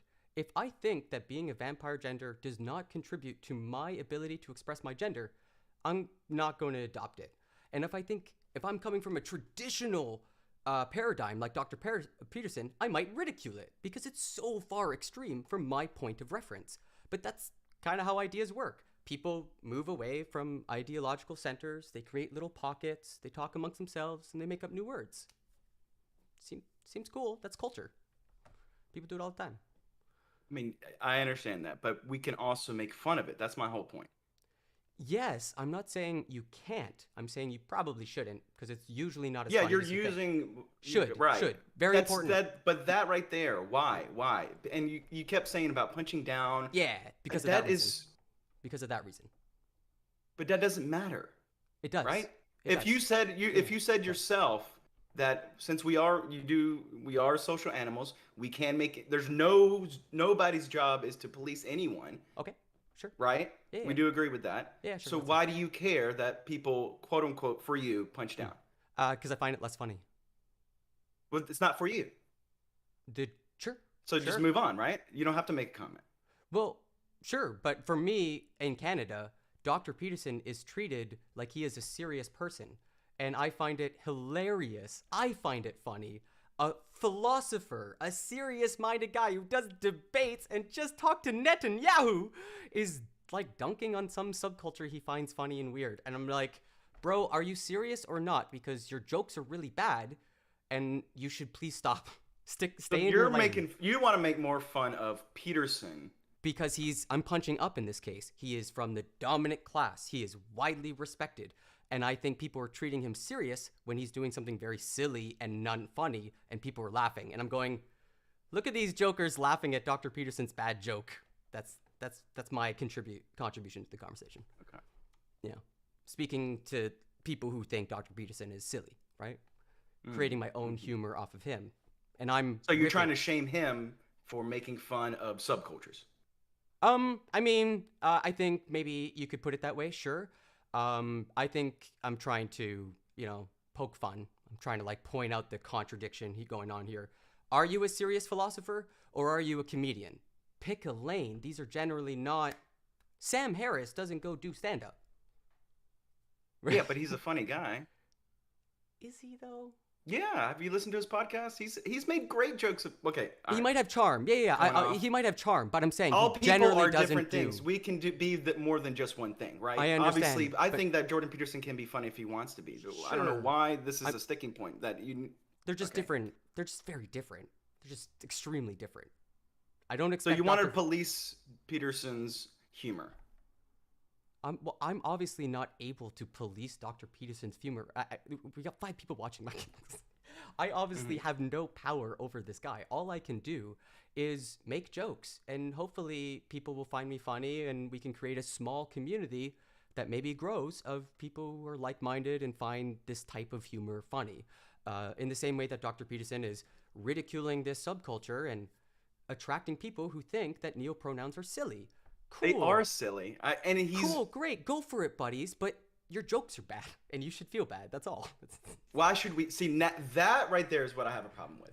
Because When you say that we should feel bad, when you say that we, as someone that believes that neopronouns should be shamed, now you're saying, oh, Uno card, I'm going to shame you for shaming us. Yeah, from a comedian perspective, in terms of technical craft and ability. What is Right, we're not coming from a comedian perspective. We're saying that I think that punching up, punching neopronouns down. aren't productive in any way, that they are not creating a better society. Okay. That they're, I understand you're agreeing. Not because you actually agree, you just No, I'm confirming agreeing what with I'm you. saying. I'm agreeing with every statement you're saying. I'm trying to be supportive where I agree with you. Yeah, let's say. Okay, gotcha. So you do agree that neopronouns aren't productive and should perhaps be excised from the leftist community? What does that mean, excised? That's a As very strong in, word. we need to. How do you do that? That's like How something do for you tumors excise and that? stuff. That's a medical term for like with scalpels and stuff. You can't do that in conversation. Right. Yeah, Can't do that sure with you can. ideas. Absolutely. You can. Well, I mean, you just told me to not use the F word, right? You excise a word from my vocabulary in this conversation, correct? I set a standard for your. I said, hey, Okay. if you want to be All right. here, I If very all much right, appreciate and it. if we want to use your terms, then I will say instead of excise, let's set a standard that Yeah, we, sure. as leftists, should not have neo-pronouns be a part of our communities. If you really care to every time it comes up and say, hey, I really prefer if you stuck to one of these three genders and you, or whatever is your choice, and it's your community, you are free to do that. I don't see the problem here. I don't know what. Yeah, I don't see the problem. Why are you so specific about community? I'm not talking about community. I'm talking about whatever. Yeah, on wider society. Wider. Okay. You know, this is what happens all the times on with arguments. I'm trying. I'm talking about here. I'm talking about we need as we'll leftists. Take a step back and we'll try again. And you're saying no, it's okay. It's right. It's specific. You know, I'm Okay. talking about systematic. You're Sure. saying specific, individual. So let's abstract. If you want to talk in this systemic, I would say like the hard rules that come from systems are usually like Twitter moderation. Like, is that the level you want to go to? Twitter policies? No, I'm not. I don't care about. You Twitter. want to talk big society, like full blown all rhetoric? Yeah, like policy. Like that's why I had a hard time wider with- culture. Yeah. Those are very important things that we need to have discussions with. Yeah, that's why I had a hard time with the word excise, because when you're talking at that level and you're using a word like excise, which is very specific, that's probably where our disconnect. For at that level, we can maybe push we can sort of discourage, Sorry, but it's really I'll hard set the to kinda, like- standard. yeah. Well, I'll use your words. We need to set a standard where neo-pronouns should be limited and or replaced. You know, as dismissed. We need to make sure that that isn't emblematic of the wider leftist community. Okay, so I guess my disagreement there is that, like, if I believe in liberty and I believe that good comes from freedom, then I am naturally going to be a little worried about taking that away.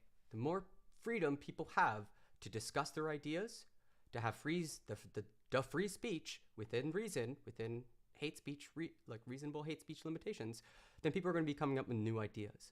So I think our key disagreement is that, like, you see neo-pronouns as a lot more, let's say, dangerous, harmful, and risky than I do. So we would approach this in very different ways. I would be more permissive because I think maybe they'll eventually come up with an idea that has more broad appeal than these very specific nuanced definitions that only serve their subculture.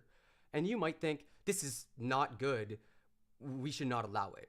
And you can only really make that statement in your own communities, in your own, and this will continue to happen down here, right? Like, you can't actually get in there and get them to stop. People are still going to talk. Well, that's my point, is that having people ridicule it, making examples of it, shaming it, I think is a way for us to go from the wider one and say, look at this. I mean, that's exactly what Peterson's doing. Hey, go look. You could say punch up, punch down. I don't care. That's neither here nor there. I know it's important to you, but that's not important to me. Look at this. We need to point at it and laugh at it. Look at the toaster guys. Those guys are crazy, right? Everybody, Sure. Can we make fun of that? Listen. If you tell a joke that you can get that in-group to laugh at, I think you've succeeded and you have not punched down. Okay? I think that's where we're missing here. Punching down is just simply the point and laugh. There's no craft. There's no joke there. You're just ridiculing someone you find different and strange. That's it. That's all. It's not a joke. I'm sorry. It's not comedy. It's just ridicule.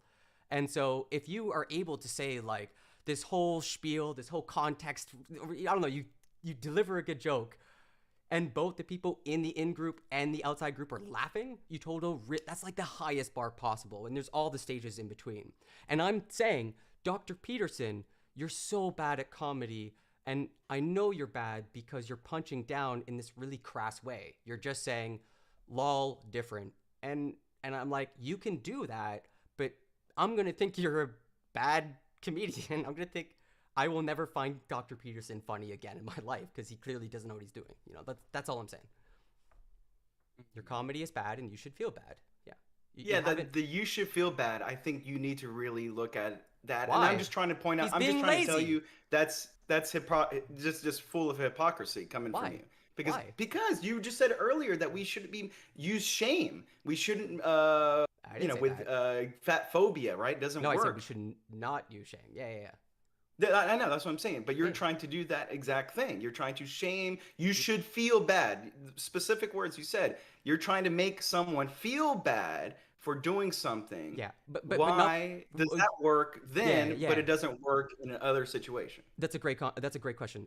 Because I'm making fun of a craft, something that is mutable, a mutable characteristic, something he has elected into. He is putting on the hat of comedian, putting on the hat of philosopher, poet, whatever, trying to do the thing.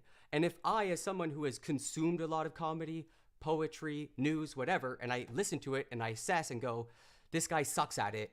He shouldn't even be trying. Okay, He's all so right. bad. So you don't like the fact that he's making fun of someone's inherentness. Is that what you're saying? And not doing anything with it. He's well. So yeah. you agree that air self is an inherent part of this person? I mean, gender's mutable-ish, but it is like identity. It is kind of like I think you have a good point in that this is like it's a new space. There's newness to it, so it's clearly mutable. But I am going to put it to you, like these are people talking about themselves and their identity. I think we both have a piece of These the are pie here. toaster lovers. This is a person that do you understand my sure- analogy? are you Why sure I keep there? going back to the absurd of it? I Because think they you're- I think believe it's a bit that upsetting. they were inherent it's a bit in transphobic, saying they were to be born honest. as a toaster lover. Say what? I think that's a bit transphobic. I'm going to be perfectly honest with you. Yeah. There's but the listen, kill shot. Oh, it got me, man. Do you see why? why? It's so Because why sad. these people? Oh, it's so sad. Why do you have to retreat to just call people who disagree with you as transphobic? I'm not calling you transphobic. I'm saying the idea of comparing people who fuck toasters with a trans community finding identity is an odd comparison. I think you're No, simplifying I'm things. talking about neopronouns specifically. I'm not talking about 1 or 2, 3 trans people. Sure. I'm talking about neopronoun people. But we Those disagree. people, and they are they all trans people? That Almost seems a little strange. all- I don't understand that. Number one, why are they using the label trans when they're not? What do they Okay, really? Are I they can explain actually that. trans? I can explain that. Yeah. If you do not subscribe to a traditional binary of gender, then generally you are subscribing to trans identity, that gender is on a spectrum. So somebody that transitioned from male to female, Mm-hmm. in your worldview, is not trans because they identify as female. Those people do exist, but generally most people who transition between genders are extremely aware that gender is on a spectrum because they quite literally go through the different stages. I on the know, spectrum. but you just said that people that don't subscribe to the traditional binary are trans. So if they do subscribe to being from male to being female, are they trans? Well, you know that it's not a switch, right? Like they go through years of like if you're. I'm asking you a specific question. I'm pointing out why your definition doesn't make sense. The non-binary system generally includes most trans folk. That's what I'm saying. Okay. People who The subscribe to non-binary system- non-binary gender agree that being trans is a thing. Okay. I'm That's not talking about insane. non-binary people. Okay, I'm who talking are you about a talking person. about? I'm talking about a person that MTF? was female Sure. or was male and Yeah. went to the opposite gender, or They the transitioned. other gender. They transition. That's where that word comes from. I know. So So what's what your I'm problem saying here? is, in your worldview, Yeah. or in your definition, is that person trans? If they are Correct. part of Correct. of just the binary. Most people who transition from M to F or F to M self-identify as trans. That's where that term Right. comes from. Okay, and I agree. Okay. But your definition does not say that. Your one? definition is saying that non-binary people are the only trans people. No. I mean, all like it's one of those things. Like one is a set of the other, but the other is not a set of. Non-binary is the more inclusive trans might be more exclusive because some people who are trans might still subscribe to a binary of M and female, and they don't see it as a spectrum.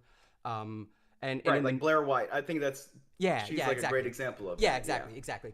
But like in let's say if you just like make the umbrella larger, we got non-binary, and that's where you're gonna find your pocket of neo-pronouns, where it's like subculture within a subculture. Yeah. Okay. Can we excise that community? That's my whole point. No. Neo-pronoun people You are can't. taking the label How are you of gonna stop them? trans How are you gonna stop them? by Why would- shaming them. It's By just that- talking with them, by saying, "Hey, look, stop being a Bro. toaster." Bro, write a really good joke that they laugh at, and they'll feel the shame, and they might change. That's the only way it's gonna work. If you can understand the perspective and write that joke that understands the perspective and makes them laugh, change will happen. But if you sit from outside their perspective, point and ridicule, you're not helping. You're just making them Yeah, feel no, more I excluded. I actually very much agree with that. That is a very good point. That is a good point. Yeah, I yeah, don't I'm- think I'm- that ridicule is the best way to do it. And I never came here to defend Peterson's joke.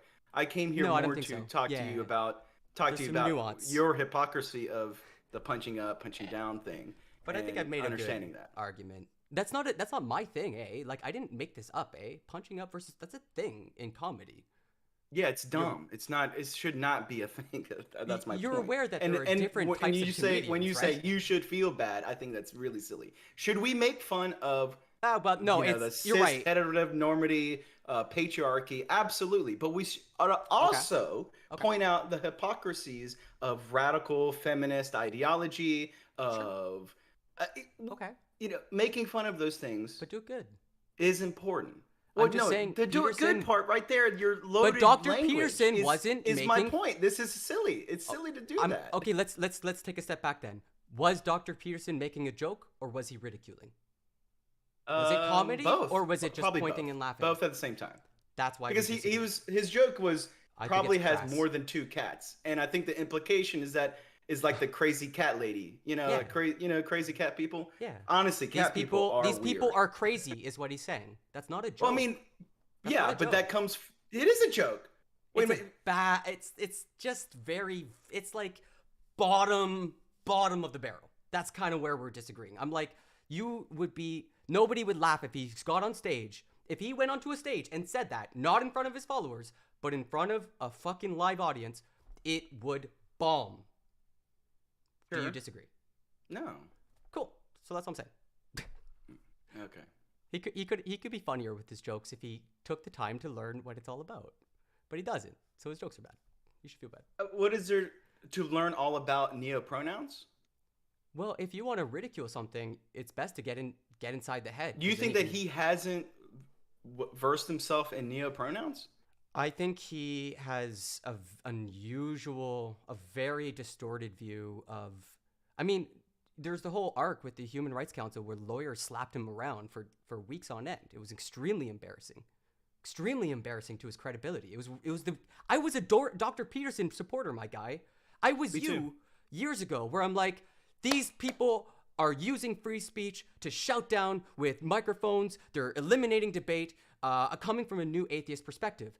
But then I read lawyers' opinions about what he was saying about the human rights councils and being forced to use things. And I couldn't find a lawyer who said he had a case or he was talking sense. Every one of them said he was full of shit. And that was a massive point with me because, you know, I believe in conflict of ideas. Like if experts over here are saying this person's full of shit and they have good arguments, it should change your opinion. So ever since that moment, I haven't seen Dr. Peterson sort of do the work of understanding where gender and this is not a new thing. People have been talking about gender and sexuality for like 30, 40 years now. Yeah, of course. And You should know this. Yeah. and I understand that. So when you're talking about how there need to be conversations, don't you think there needs to be conversations about neopronouns as well? Yeah, sure. People are having Okay. them. People who, so like this is a great point. Do you think the people who agree with neopronouns, who are most willing to accept or stop using it, to think it's silly and be like, you know what, I'm actually done with this neopronoun arc. It's kind of silly. Do you think they're letting Dr. Peterson in on the conversation? Probably Of course not. not, because there's a lot of people like you that just immediately dismiss them. Well, no, it's probably because he's so far away from their ideology that there is no, right? There's no way for them to connect. They don't subscribe That to sucks, doesn't it? Shouldn't we have them part of the society. conversation as well? It's society, you know, you will always have like an ideological like map, right? Like that's why we have right wing versus left wing. It's just a sort of shorthand distance between ideas. It's a weird thing. And then it's all constant like constellations, right? Like there's little connections in between. And It sucks that people are. well, that's why we do I say call-in the word shows. fragile, but I really do believe that. I don't think people can have difficult conversations. So the other last week, no, 2 weeks ago, I spoke with Alex Gunter. Do you know Alex Gunter? He's another Twitch streamer. Also, I saw you really. He has a YouTuber. Say what? I'm just talking to the chatter. Yeah, and I was speaking to him about kind of this same topic where, I guess it's not exactly the same, but I want to talk about how do we talk to the other side? How do we talk to conservatives about very important issues, and how can we nudge them to us? And my whole point was talking about how Overton window. Yeah. we can't do that if we have crazy people over here, because they're going to just keep pointing and laughing. You know, I don't want to have libs of TikTok, and I'm serious about this. This is important. I don't want libs of TikTok to just look at the neo-pronoun people and make a straw man of that's the entire left, and have a conservative that barely knows anything about politics, that just, you know, is a Joe Schmo, works in a manufacturing job. I work with a lot of, I do contracting work. I travel a lot. Yeah, different I world. meet with these people. Different world. And I don't want that guy to just go on Fox News and see a libs of TikTok thing pointing to neo-pronoun and then go, oh, must be a Biden supporter, right?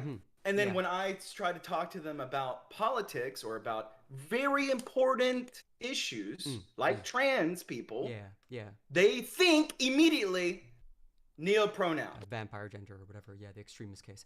Isn't that harmful? Let's talk it out. So have you heard, you most certainly have, but let's just double check. Have you heard of the backfire effect? The backfire effect. Yeah, it's super important. I'm sure I've heard of it. Okay, I'll remind you. I haven't heard the this details. term. If you care about changing people's ideas, some scientists went and tried to see how this would play with climate change denialists, the people who disagree with the science. And they found in experiment after experiment that there are a bunch of different types of backfire effects, which is when you confront someone with facts, charts, information, otherwise logical, convincing argumentation with someone who strongly believes something, they tend to regress into their belief and believe the false thing even more.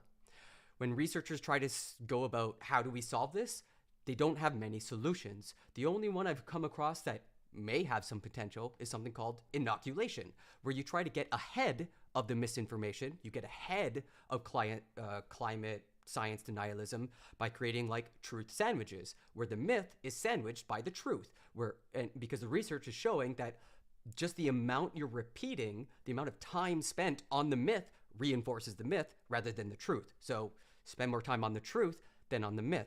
So if we're having some part of the population, let's say conservatives, whipping up a bunch of animus about this subculture of a subculture that has all these weird ideas that most people don't understand or agree with because it's not for them, we have the only real way to. Okay. I'm talking. That's the problem. Okay. Talking to my audience. Keep going. Talking to my audience. That's just a side joke. If the counter there is to try to get ahead of it, is to try to defend the community by saying, okay, they're doing what they're doing, but they're free to do so, right? Like you put it under a banner that liberals would more traditionally defend, like free speech, liberal values. That's why I was talking about freedom earlier. You're defeating your own argument.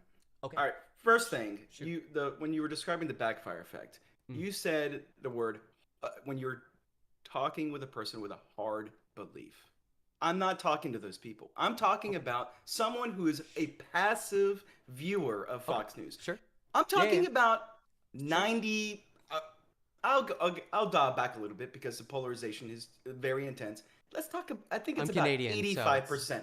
So what? I'm Canadian, so the heat's different here. Very different. Where are you in Canada, by the way? Montreal. Montreal. I love my cousin's in Montreal. Yeah, that's She cool. went to McGill. Yeah. My ex is from London, and I did a whole tour. Ontario? Yeah. Oh.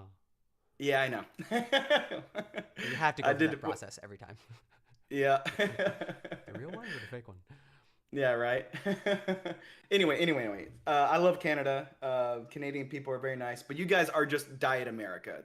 It was incredible. Everywhere I went, hilarious. I was like, "Holy really shit, funny. this is just Diet America." It's amazing. But anyway, I would say about 85% of the population is a passive political believer. They don't really hold hard beliefs. And the backfire effect, 100%. People are going to double down and once they get a little bit of pushback. Extreme example, but yeah. Yeah, Constructive. but I don't think so. I'm not talking about hard belief people. I'm talking about People watching people Fox who are News? passive. Say what? People watching Fox News, listening about libs of TikTok? Yeah, they're not hard belief people. You can talk to them. You can have conversations with them. Absolutely. I'm sorry. How many of Republicans believe that Joe Biden is legitimately elected president? Yeah, that is a pretty I think it's severe 20% or something like that. It's bad, man. Yeah, it's bad. I agree. It's bad. So that's why I'm like a little. But you know what doesn't help? Having neo-pronoun people being there to be made fun of. We as the left. Wait, you're gonna get rid of them? They are not a part of us. They are not a part of us because we don't believe that. Yes, those people. We don't want that. And then I'm going to just say, you just defeat your own argument when you say it's not for them. Guess what? You're making it worse. You're making the polarization worse. When you use that language, when you say that neo-pronoun people are, they have their own echo chambers, when toaster lovers can do their own echo chamber, and it's not for you. Hey, just don't ridicule the toaster lovers because it's not for you. They love KitchenAid, okay? They love that brand. Yeah. It's just not for you. The left and right kind of had this argument when Newt Gingrich said, or was it Newt Gingrich, or was it some right-wing shock jock, and he said, the left will tolerate... Rush Limbaugh, probably. Rush Limbaugh. The left will tolerate anything so long as there's consent involved. Like, right? Like, that is a key ideological difference that happens between the left and the right. And I'm sorry, I am actually going to defend that point. I am going to say that, yeah, if there's consenting involved adults, why do you care? I thought we had this debate and, like, the government should not be involved in the bedrooms of people. People who go and have, go after the cussy, as it's, or in this case, the tussie, the toaster. I like...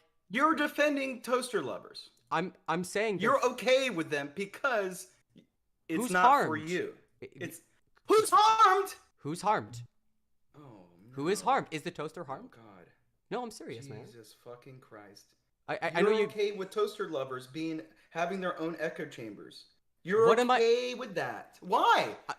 Why? Because there's no clear solution. I don't know what your solution is. You're saying we got to get rid of these people, but like how? What are you talking about here? By talking with them, by making sure they understand that it's not okay to be a lover of toasters. Making sure they understand. Did you hear that part?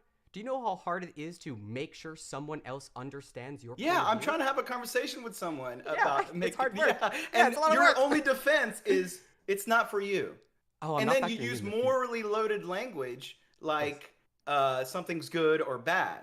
Well, so you're saying it's good. Hey, as a toaster aficionado, it's not for you. In fact, it's good that I do this, and you should go away because you're being toastphobic right now. I wish you would repeat what I said and not how you hear me, because there's a difference there, right? Like I'm saying, say what you said earlier. Yeah, I'm like, yo, these toaster people are doing some weird stuff. Let's say. Because that's the point of the example, right? It's the extreme of the extreme. If you want to change that extreme and start changing consent, well, now we're having a conversation. But so long as there's no harm, I don't understand what you're going to do. This society is being harmed by having toaster lovers. But that's my point. So what's society going to do about it? They're going to ridicule it? Okay, cool. We point it out. We ridicule it. I'm on board. Have conversations I'm on about board. them. But I'm saying just pointing and laughing isn't doing that work you think it is. Society isn't bringing these people into the fold by telling bad jokes that make them feel othered. If you other someone with a joke, you're not fixing their brain rot. That's what I'm trying to say to you. This make them understand isn't easy. It takes long conversations like we're doing. It takes really well-crafted jokes. I agree. Further and But beyond. why are you okay with toaster lovers? Why Because are I don't you know how to okay- stop them. I don't know how to stop them. I don't care. Are they harming me? Are they harming others? No. How do I stop them? It's a problem. It's a problem. Then go talk to people who believe in neopronouns. Understand. I thought I was talking to you. I thought you believed in neopronouns. I don't use them though. I don't use neopronouns. I have a hard time with neopronouns. But I'm not going to argue with someone over their use of it. It's like, it's never come up. It's never come up. And I am in quite a few trans communities here in Montreal. There's a lot of trans people who come to the Poetry Slam. I've been very much trying my best. I definitely have experienced gender dysphoria, I would even say publicly. But the point being is that I've never experienced anyone using a neopronoun except on the internet, which makes me believe it's extremely niche. So if you're worried about echo circles, what about large echo circles of, let's say, I don't know, conservative philosophers who are making fun of extremely niche things and trying to pretend like they're bigger problems than they really are? But they... Who's this affecting? Okay.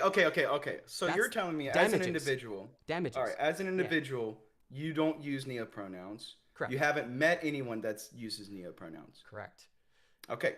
So you want to defend that community online. Yeah, because I see it as part of the trans community, or they're working through gender identity issues, and it's going to be messy, it's going to be ugly, it's going to be full of contradictions and hypocrisies and silliness and whatever, because it's new and different and fresh and whatever. Yeah. So you think making fun of Peterson is going to signal to other people and perhaps people in the trans community, hey, he's one of us, or No. right? No, I'm not trying to signal to anyone. I'm trying to make someone laugh. I'm trying to make someone laugh at the unusual, the two Because you're hats. punching up. Well, it's don't you find it funny that a really famous philosopher is trying to do comedy and he's doing it really poorly? Is that not funny to you? It's funny to me. And so I don't care. You don't care, so you're not laughing. You're like, he's being hypocritical. I don't right? know. Right, Obviously, right. I'm not laughing. But I also don't care about Libs of TikTok. I only care that they have so much ammunition. That's what I care about. Okay, so this is a good conversation. I would say, remember what happened in early fucking Weimar Germany. Who did they come after first? They went after the weirdest parts of society that people had a hard time understanding, which was at the time the Museum of Transsexual. I have to pull the actual thing, but it was a museum that tried to research and be an intellectual. Weimar Germany was very accepting society, right? They were I'm saying very accepting. But right. there were groups absolutely that were against that, and there was a lot of pushback on that. And I'm guessing that's what you're referencing. Yeah, the Nazi Party burned down that building as one of their first acts of like political realization and like making their leaders do things, right? Like that's an important moment. And so for me, I might be totally at lost at neopronouns, feel really silly. I think they might be really silly, not helping to the conversation. But I'm sorry, the people who are blowing them up and trying to make them, who are, as you said, using ammunition, Libs of TikTok, they will find their ammunition. If it's not neopronouns, it will just be something different, and probably the trans community, because they happen to be the most marginalized, most publicly marginalized in the current debate. We saw it with Black Lives Matter, another marginalized community that's like, yada, yada, yada, right? With the whole Portland is burning or whatever. So that's all I see. I just see like they're going to shift their targets. We can't get our side to like be less silly, let's say. Like Sorry, it's my dog. Hold on. It's just, oh my God. I'm sorry, dude. Give me 1 second. Please. Chat, what do you think so far? I'm sorry I haven't been factoring in the feelings of the toaster. I know that if we were watching, oh God, what was that show? Everybody was called toasters. This has been a really funny conversation because of, there's a sci-fi show. It's driving me nuts. where there's like robots, Ceylons who look like humans, Battlestar Galactica, and all of the humans would call the humanoid robots toasters. So this whole toaster loving arc has been very funny.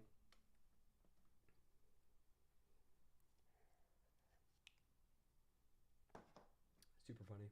Yo, did you ever watch Battlestar Galactica? All Have you ever watched Battlestar Galactica? Of course. You know that all the robots there are called toasters, right? Yeah. The whole toaster lover thing is like a thing.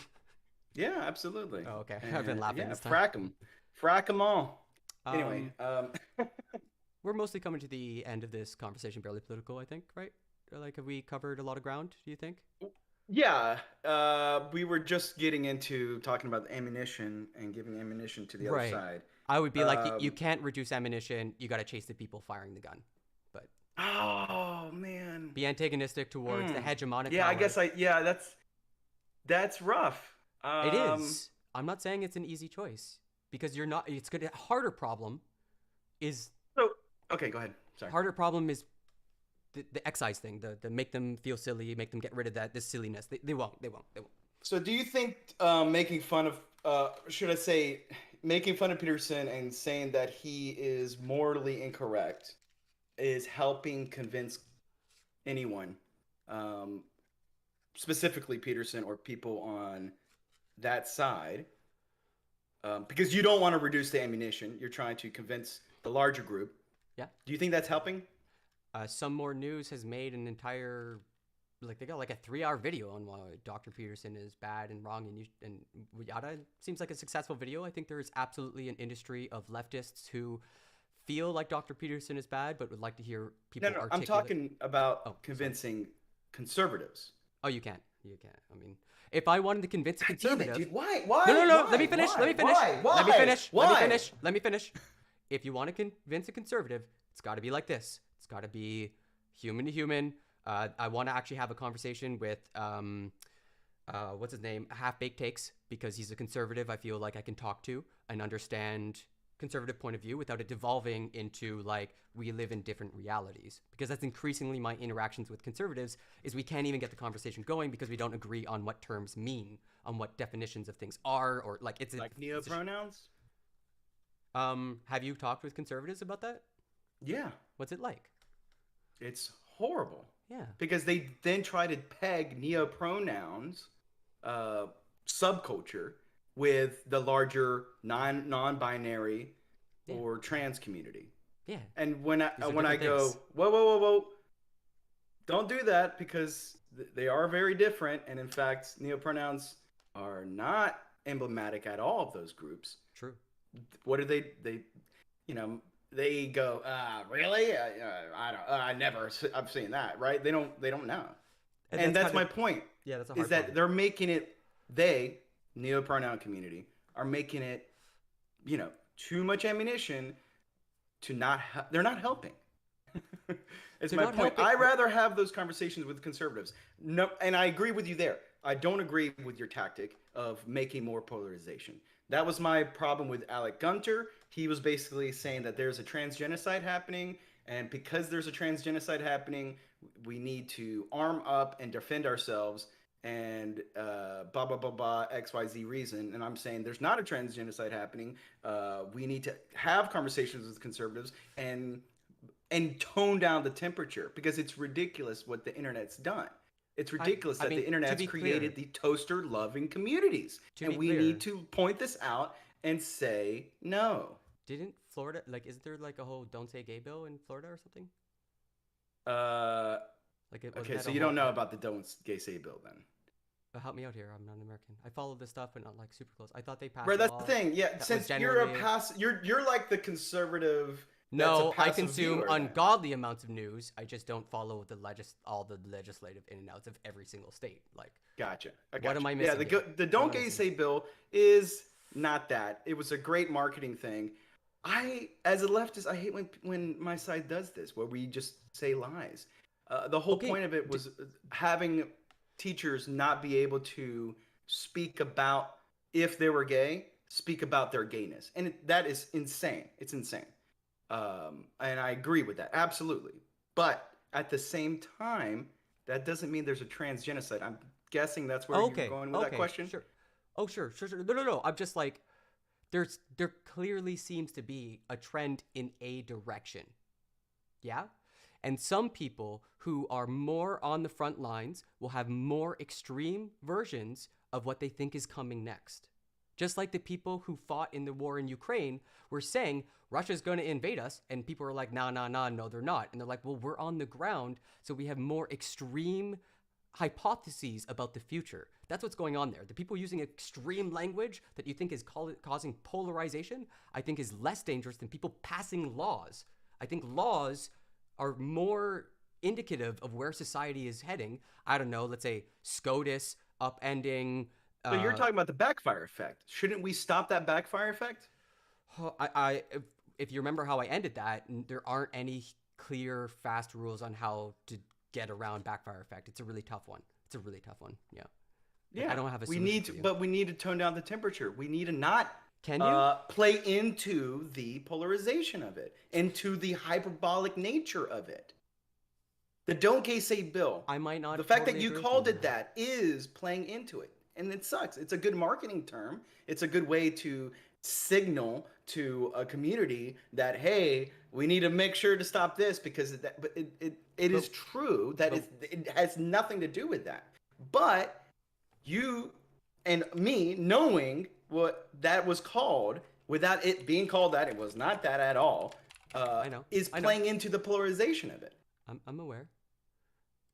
The Florida Parental Act, described by opponents, I'm aware this is a slogan, prohibits classroom instruction on sexual orientation or gender identity in, quote, kindergarten through grade 3, or in a manner that is not age appropriate or developmentally appropriate for students in accordance with state standards. So you and I can read that and see that there's a carve out that's like not age appropriate or developmentally appropriate, right?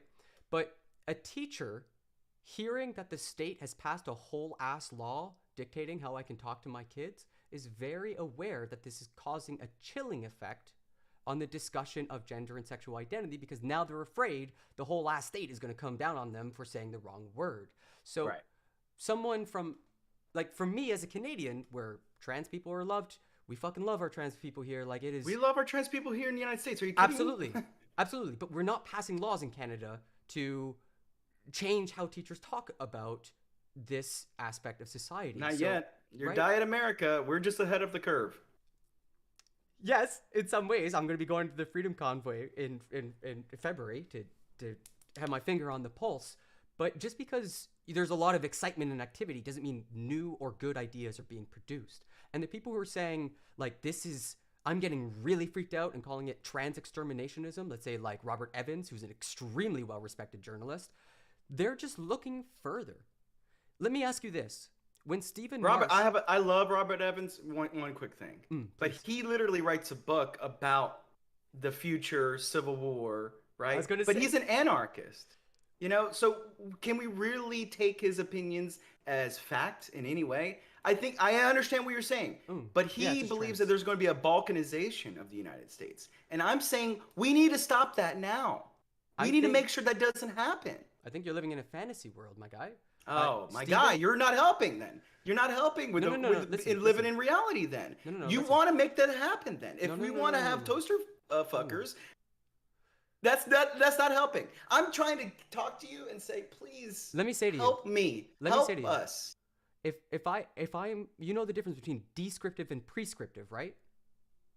If I am saying I believe America is heading towards another civil war, I am describing the stability of the political climate based off of evidence.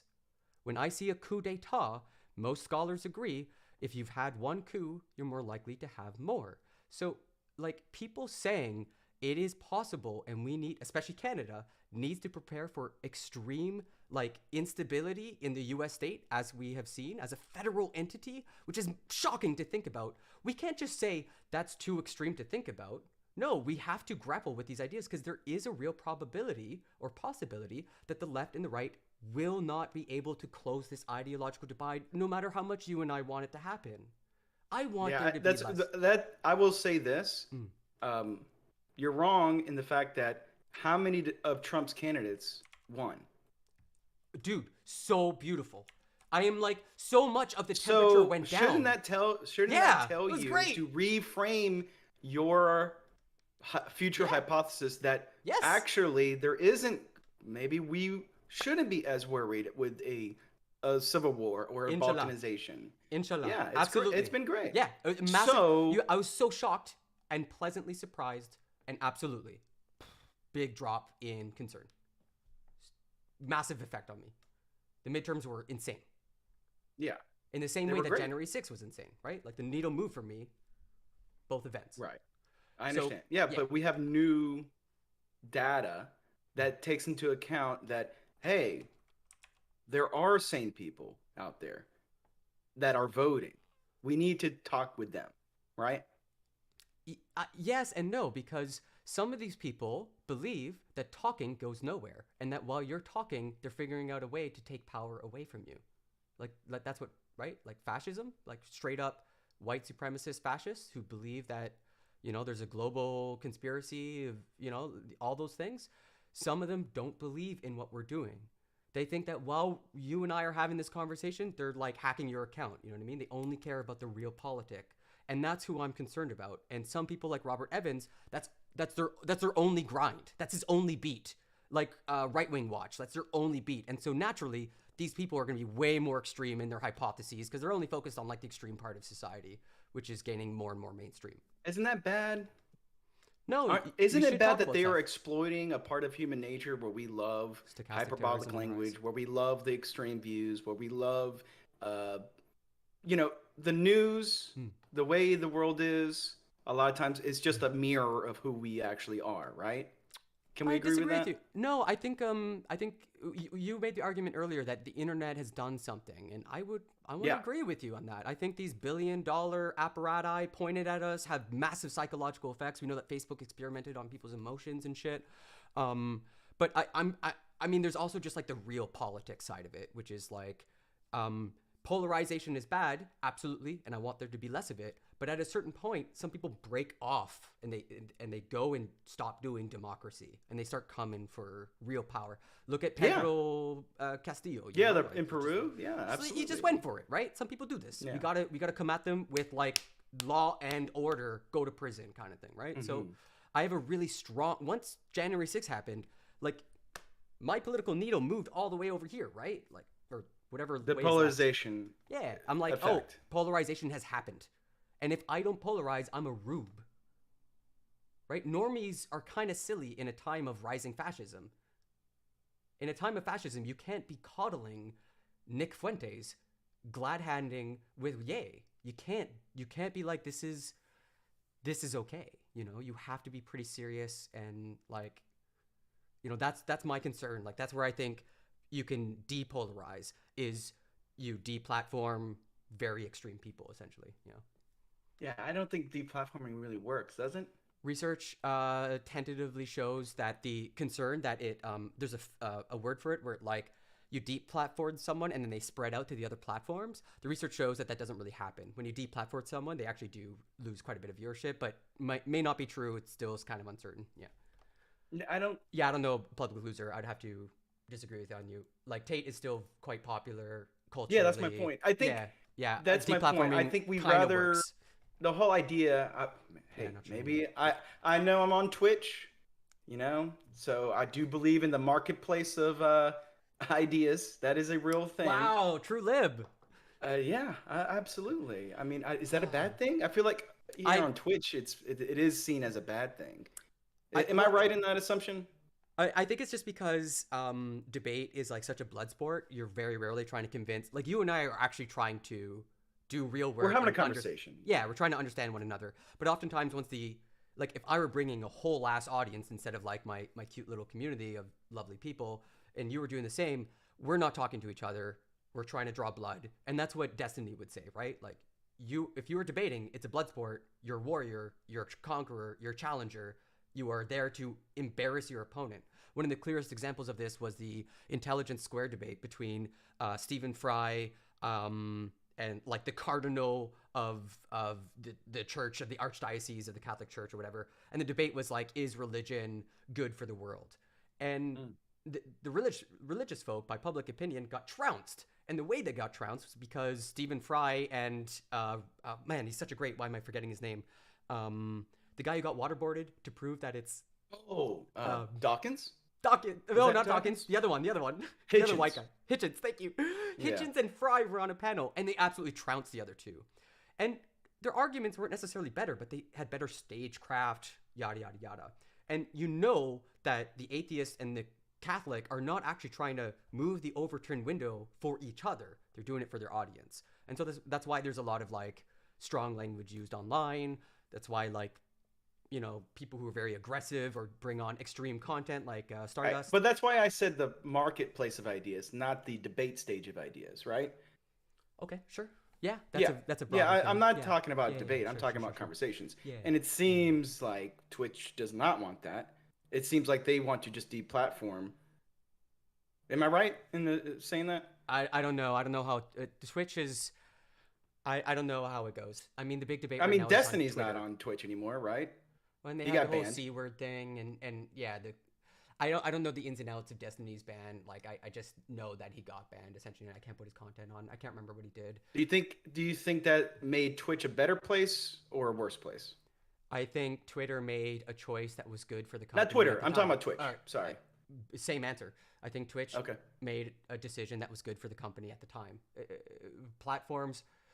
There's this great article. Strongly recommend you read it because it helps explain a lot. It's like Welcome to Hell, Elon, in The Verge.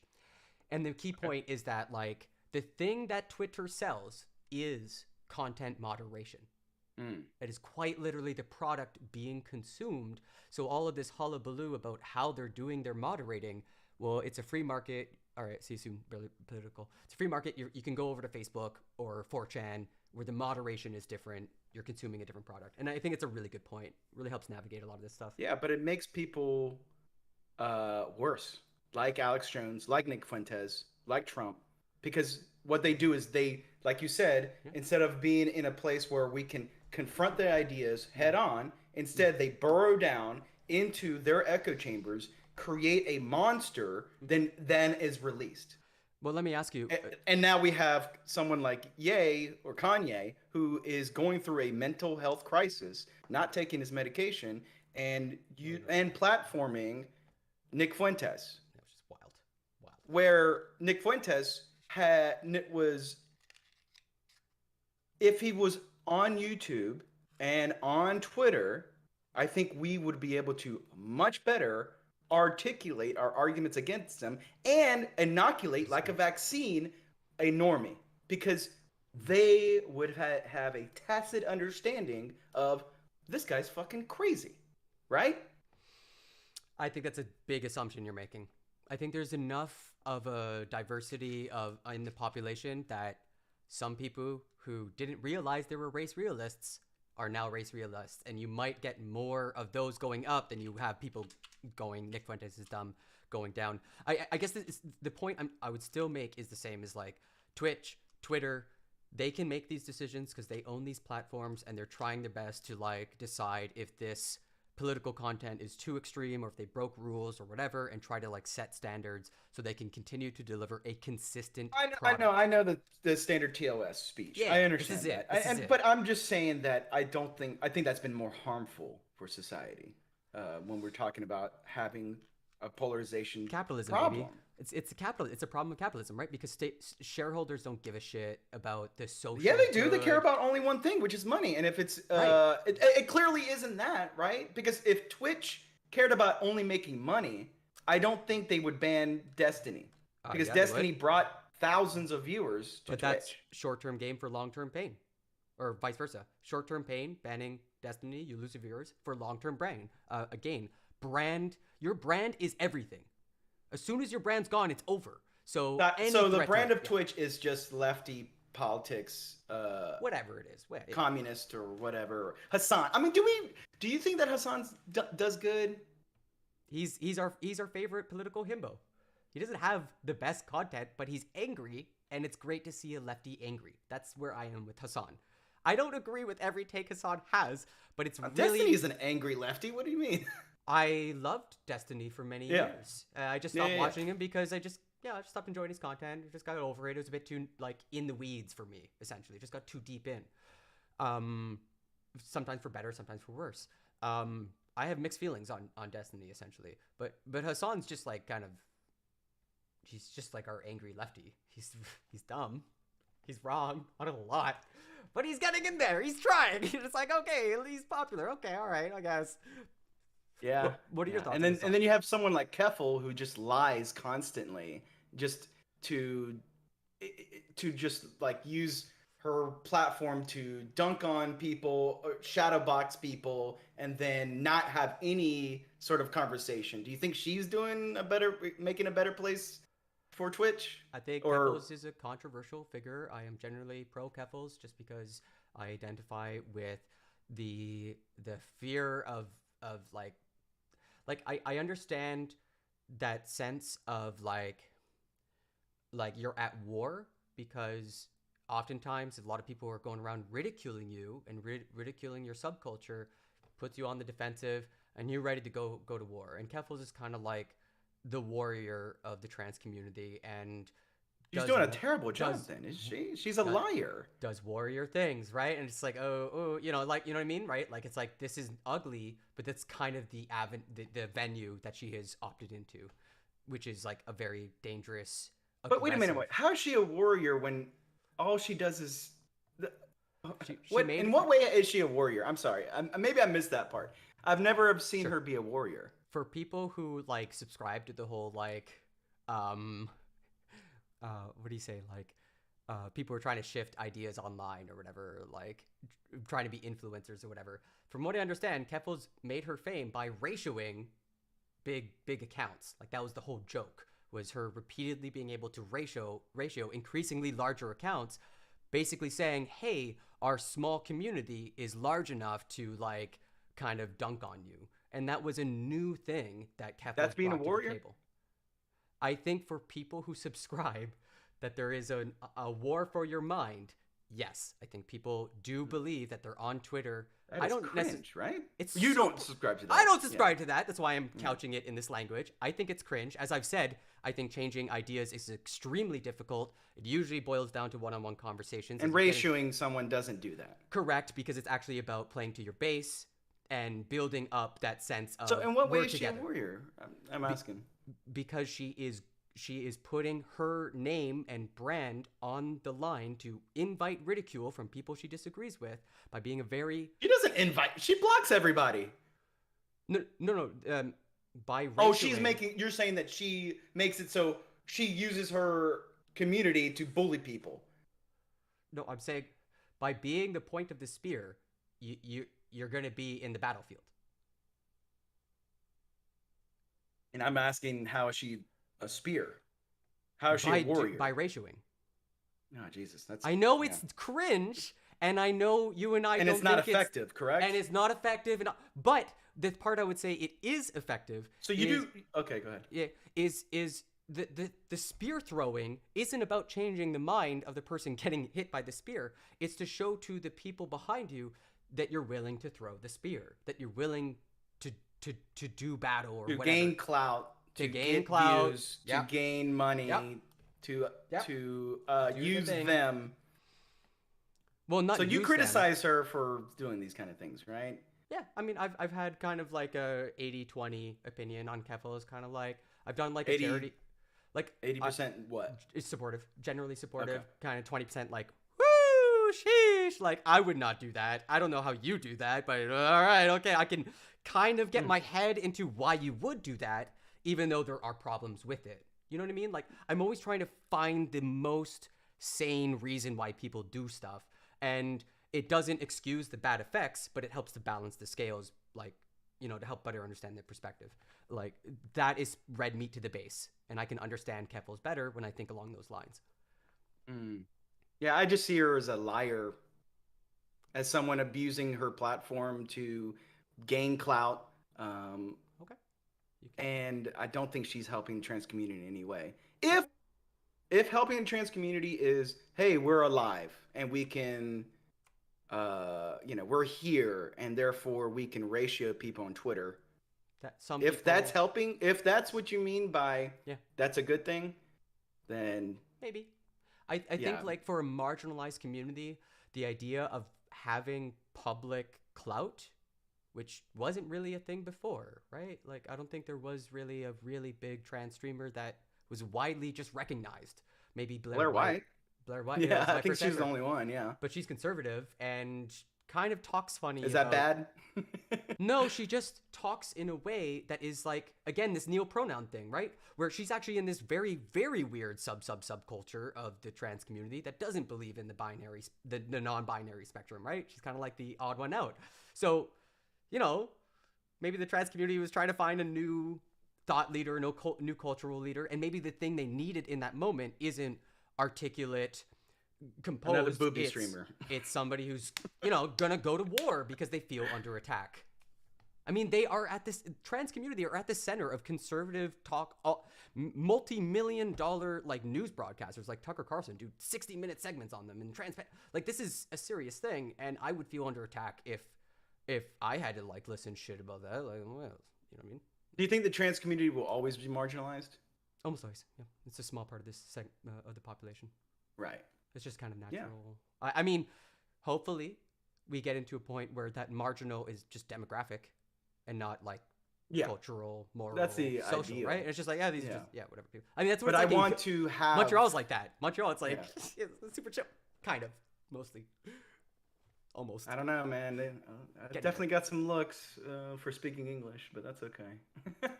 In Montreal, Yeah, really? in a few places in the public park. To from Québec, some, to Québec ici. Québécois. To Québec Yeah. ici. To Québec ici, Yeah. là. On se calisse, là. Fuck.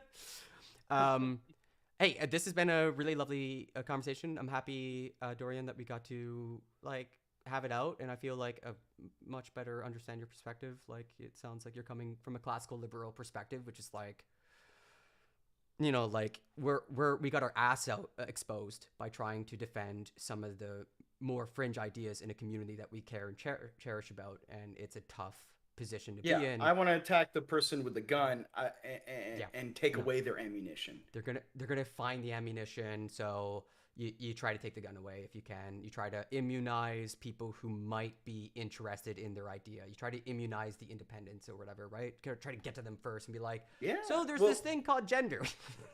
Yeah. Let's well, take 2 decades to step talk back. to independents, normies, whatever label you want to say. We got to meet them where they're at, and if they're watching Libs of TikTok and seeing how ridiculous a sub of a marginalized small community, we need to make sure. Yeah, we disavow that. That's silly. We agree, and then you can build off of that. Yeah. That's where I come from. Nice. But one thing I see happening a lot is like there will be a new idea that comes out of academia or something, or comes out of a subculture, and general society struggles to deal with it because there's literally no frame of reference. There's no context to this.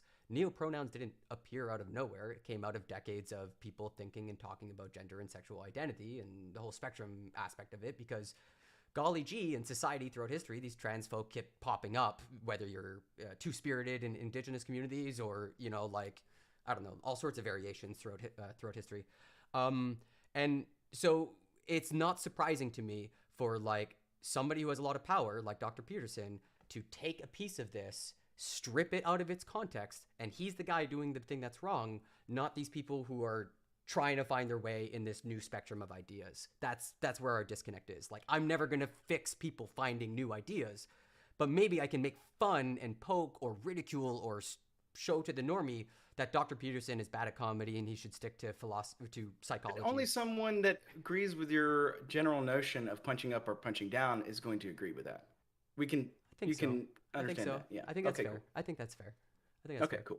Yeah, it's kind of like that left-right thing, like big ideological gaps Yeah. start to appear, and you only get to talk to this amount of the population. Like that's one thing I've been thinking out a lot. There's a video by DNSL on Second Life, and he's sort of invading people's personal space and sort of mining subcultures for laughs or whatever, right? And the thing I thought most interesting about that was like, if you were in Second Life and you wanted to find someone else who believed you're a fish person, toaster, the Toaster lover. Yeah, toaster lover, let's say, you actually have quite a small pool of people who are willing to entertain that thought.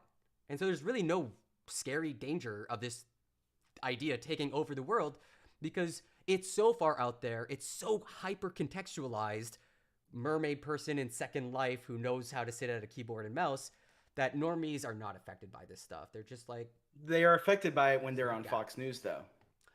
Well, that speaks to a culture that is given up on the humanities, has given up on No, yes. I don't agree with that. And I will say this. I hate the fact that in academia, conservative ideologies are not accepted. They're pushed out. Give an example. I think that sucks. Give an example of that. I have no idea what you're referring to. Well, unfortunately, I guess Because- Peterson is one of them, isn't he? No, he's well respected in the field of psychology, where he has a PhD and has accreditations to his Right, name. but didn't he get pushed out of his university? He started talking out of his lane. He started talking about See, stuff. that's my point. Right. Is that Dude, if I start when- talking about physics, okay. okay? No. You're doing the thing of the appeal to authority kind of thing, right? Where I'm an expert, therefore no other experts can, completely can ever talk about this sort of thing, right? That's not okay. What do you mean? If I have a colleague at my university and I'm a let's say a professor of gender and sexual identity, and another professor at the same university is saying a bunch of things I know that are incorrect in line with the research and the literature and everything that I know about this, that's a problem for the university. And I'm saying that That's we an need to uncomfortable have problem. academics to push back on that. We need. They did. I want They to have ousted someone him. in the room. They I ousted want to him. have a conservative in the room to say, "Hey, coming from this end of the political spectrum, I'm going. I disagree. Can we hash this out? I don't want to have echo chambers. That's my whole overarching. Dude, I've point. gone deep, man. I've gone deep on this stuff. So you found the right person. I guess the point I would make to you is that in most faculties at university, it's not political, except like economics, political science. Yeah. Like, I don't know what you're specifically, what faculty, like math, it's not going to have conservatives being pushed out of the discussion on. I mean, but you know what I mean? Like, I'm not I really hate sure that I this is know happening. this, but there are math books out there saying that, hey, we need to teach, black students differently than That's white students. not math. That is social psychology. And sure, I can imagine conservatives getting pushed out. I can see that happening. But universities are selling a product. They're selling a product. And that's a product that, that's Based very on important professors. in society, right? And I hate that. I hate the fact that trades This have is the become marketplace a of huge... ideas. I thought you were cool with this stuff. No, that's my point. That conservatives are being pushed out of Because the academic marketplace fields. is rejecting their ideas. So you okay? That's That's where one way my to read problem it. is. It's one way to read it. Generally, left-wing ideas tend to be more popular. That's where the joke "reality has a liberal bias" comes from. I've never heard that joke actually. That's funny. That is a joke told by Stephen Colbert playing as a fake conservative, which was a very funny shtick for many years. Yeah. I remember. Yeah. And And then he became very unfunny. I don't think he's funny at all anymore. For years, I stopped watching him. He's horrible. Ever since he went on the Today Show, he's lost all his craft. And I would say the same thing to him as I said to Dr. Peterson. Your jokes are bad, and you should feel bad. You have so much platform, and you're wasting it on this weak-ass jokes. And he's not, I'm not saying he's attacking subcultures, and he should feel bad. I'm saying he's failing at the craft so miserably. You should feel bad. Get out of here. Get off the stage. Yeah. Put on someone funny. That's all right. I appreciate your time, dude. Yeah, this is good. I love having good conversations. Do you want to plug anything? I know you run a podcast. Yeah, you're talking I to mean, I some haven't people. done the podcast in a bit. My podcasting host, he's finishing up his PhD in archaeology, writing his dissertation. So we'll get back at it here soon. But just go to my Twitter, In Pursuit of Knowledge, or I think it's Pursuit Knowledge. You can find it there. But I don't really care if you want to be a follower of mine or not. But yeah, I appreciate the conversation.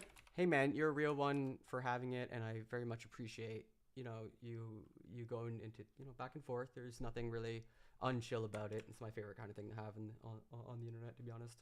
Excellent. All right. Catch you later. Later, man. See you around. Okay.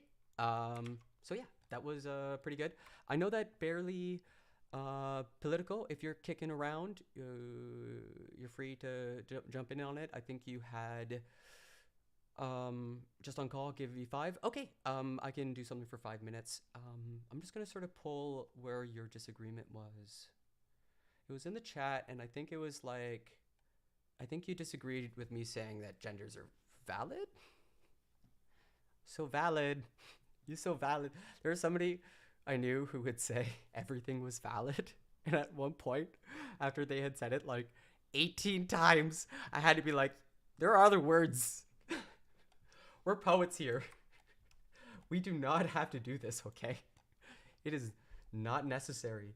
Please use a different word. I don't think they took it very nice. What an asshole.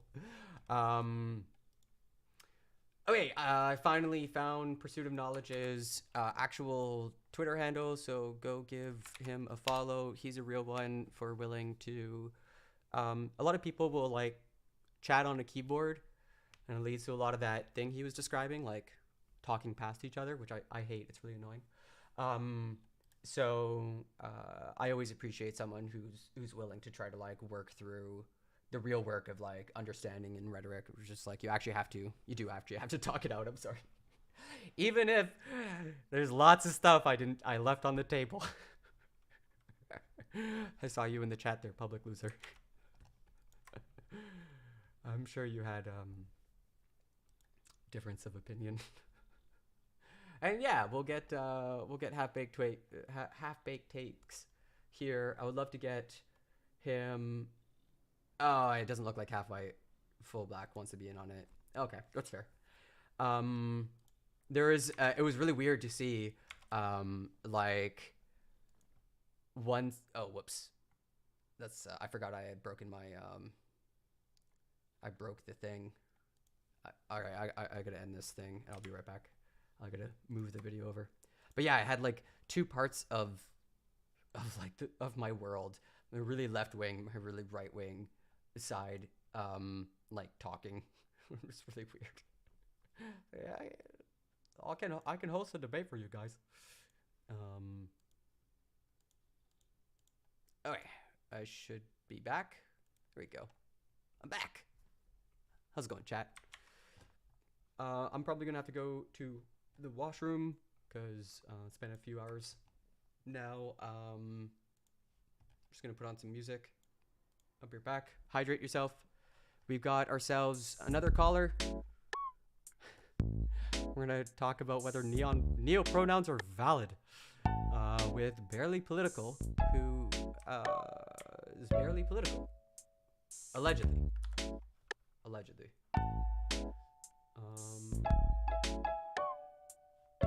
Oh, I see. I was sending the thing to the wrong person. Lol. Okay, I'll be right back.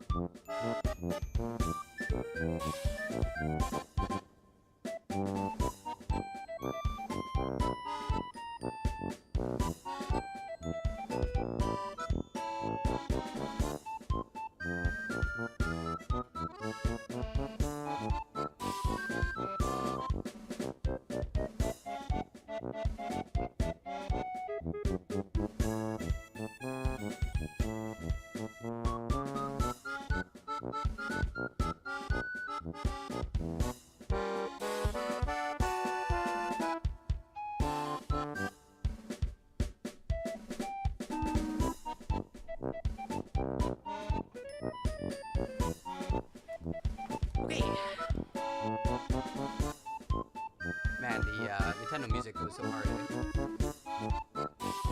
So while we wait, I guess I'll play some music just to sort of kill the 5 minutes. We're waiting for Barely Political. Not really feeling like singing.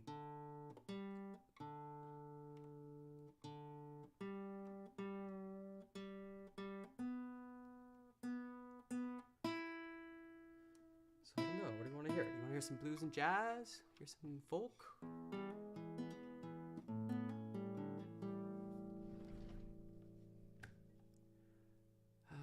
Let's see here. Oh, I can play that.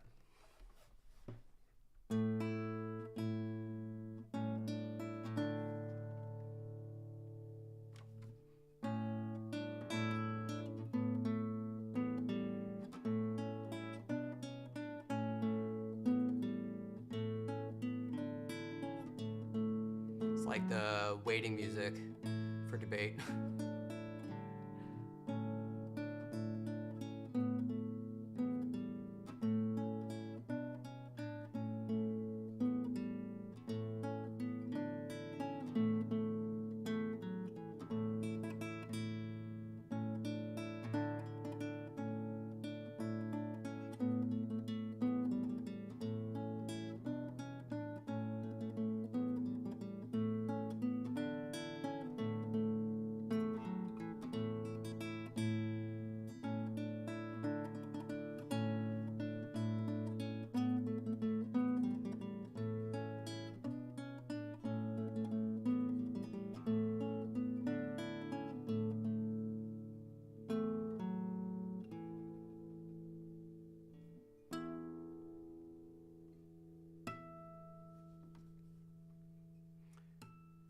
Okay, so hopefully Barely Political is kicking around in the chat.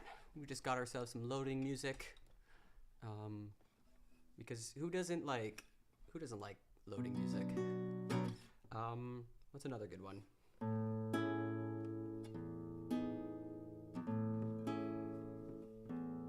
Try to get it in frame.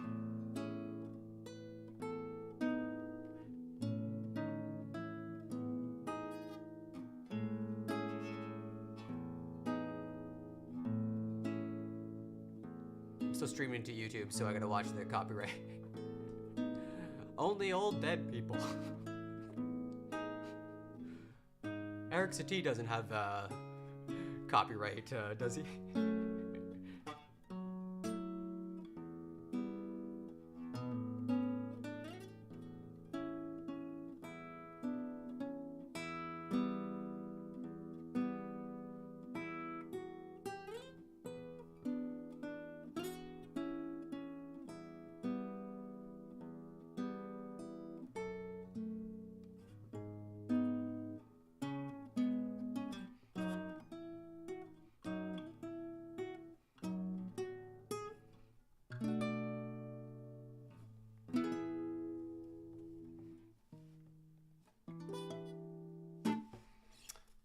Okay, what else we got?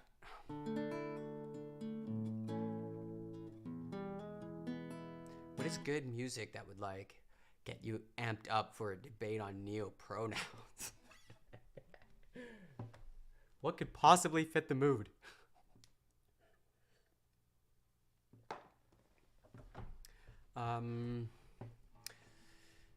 Just on call, give me 5. I've given you more than 5, Barely Political. Dang. Where you at?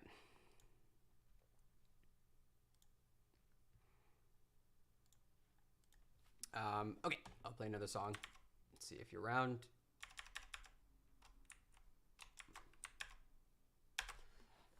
What's a good song? That's not copyright. Oh, I could do that thing I was trying to figure out earlier. I was working on a song that had some good jams. It was like, how did it go?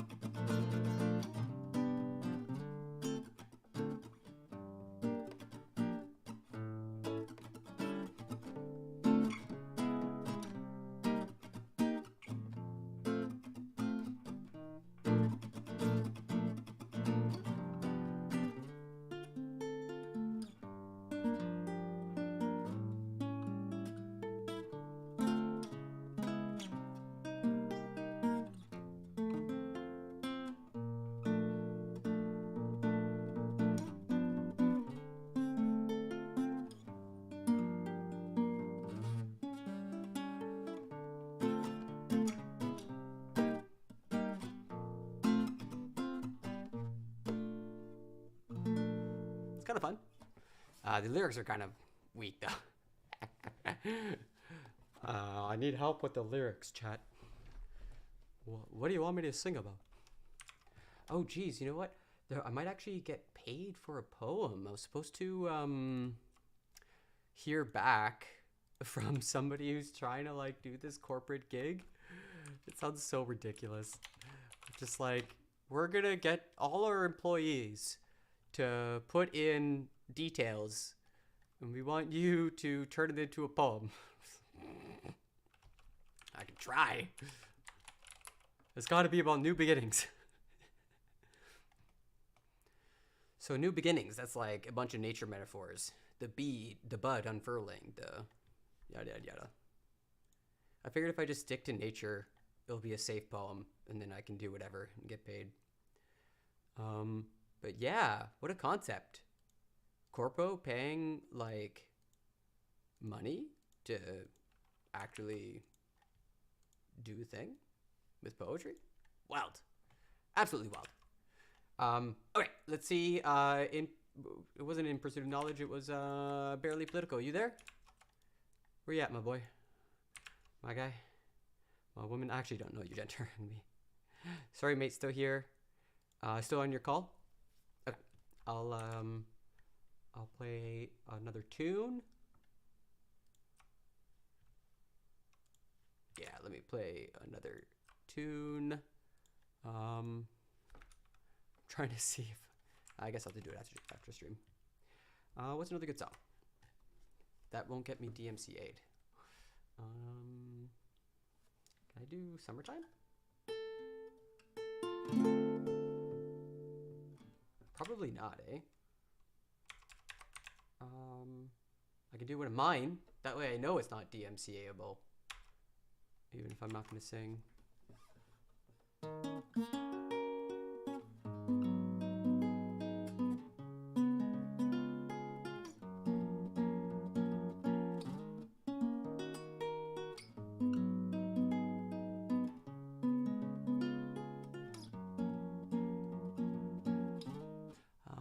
I kind of want to sing with that one. This one doesn't need singing. How about this?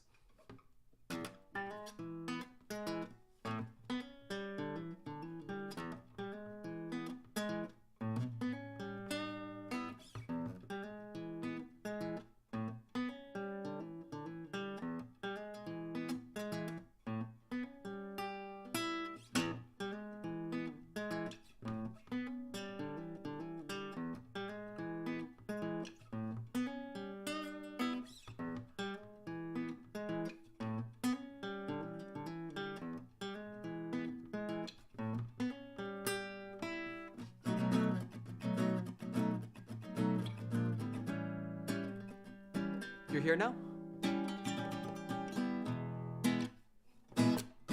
You ready?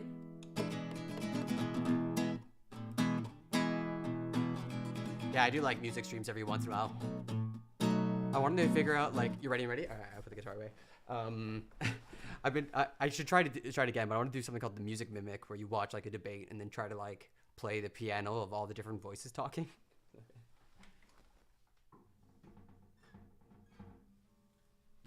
Easier said than done. Easier said than done. So you got a piano? Oh, nice. Nice. I love me some musicians. Okay, let's get to it. We're going to be talking about neopronouns. I'll invite you to the Discord, and I'll move my stuff around very soon. Pretty soon. I'll be right back, chat. My camera's just got to disappear in order for it to reappear. Got to deactivate it. Shut her down. Should have done it during your last piano. Yeah, play piano while there's like people debating. It's always fun. Okay, so let me jump into the thing. I see you are okay. You're on the stream. If you have a camera, let's go. How's it going? Hello, my friend. How you doing? Doing good. So yeah, what would you like to be addressed as? That's kind of my first question. Let's just go with Bear or Barely. Bear or Barely? Okay, cool. I'll call you Bear. Bear is Yeah. a nice name. I try to keep myself a little bit anonymous online, so I would give you my Same. proper name, but not on stream. No, of course not. That's why I'm Be Weird, man. I don't Fair trust enough. the internet. I don't trust the internet. But cool, yeah, yeah. Why don't you tell me about, where you disagree or why, and let's go from there. Okay, sick. Okay, so to clarify, I'm not going to record this or anything, but I kind of just want, because you seem to know your shit, right? So I wanted to hop on and just kind of explore some thoughts rather than debate, because I'm Sure. working on a video about neopronouns. Okay. So I'd love to hear your thoughts. Sure. Yeah, that sounds fun. Just before Hmm. we start, can I just address Public Loser because he was saying some wank stuff? Public Loser is a cherished member of the community, so keep it polite. But yeah, go ahead. Okay, I mean wrong stuff. Okay, Oh, I'm you're here being to debate polite. me, not him. That's why. I can defend myself. It's harder for Public Loser. You know what I mean? No, that's fair. That's fair. All I'll say is, Public Loser, please look into the "Don't Say Gay" bill. The reason it was voted down had not much to do with the gay start part, and it was mainly because it opened up tons of loopholes for like schools to get absolutely sued the shit out of, and that's why like even Democrats voted against it because schools would have just gone bankrupt. But anyway, I just wanted to clear that up because I saw that in chat. Is that all right? Don't mean to hijack. Sure. I mean, there's something to be said that like communities will oversimplify or simplify something because the actual legal nuances are less For sure, important than yeah. the larger cultural push, and I think that's kind of that's the difference. Yeah, in opinions 100%. going on Like there. the whole "Don't Say Gay" part was just if I'm being honest, probably like some type of political move.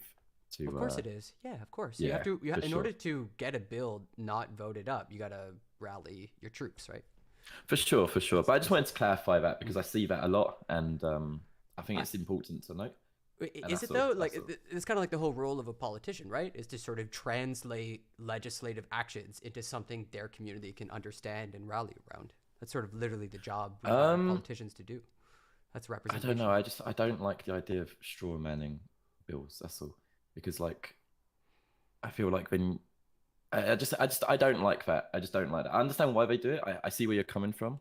I just don't like that in general. Welcome to the world of politics, baby. It's not as noble, and Yeah. it's just not a noble space. People like to think it is, but it's just not. It's not for sure. It's just real quality. like with crooks and scumbags. Sometimes, yeah. Um, Hopefully, we move towards a more honest politicians, more transparent.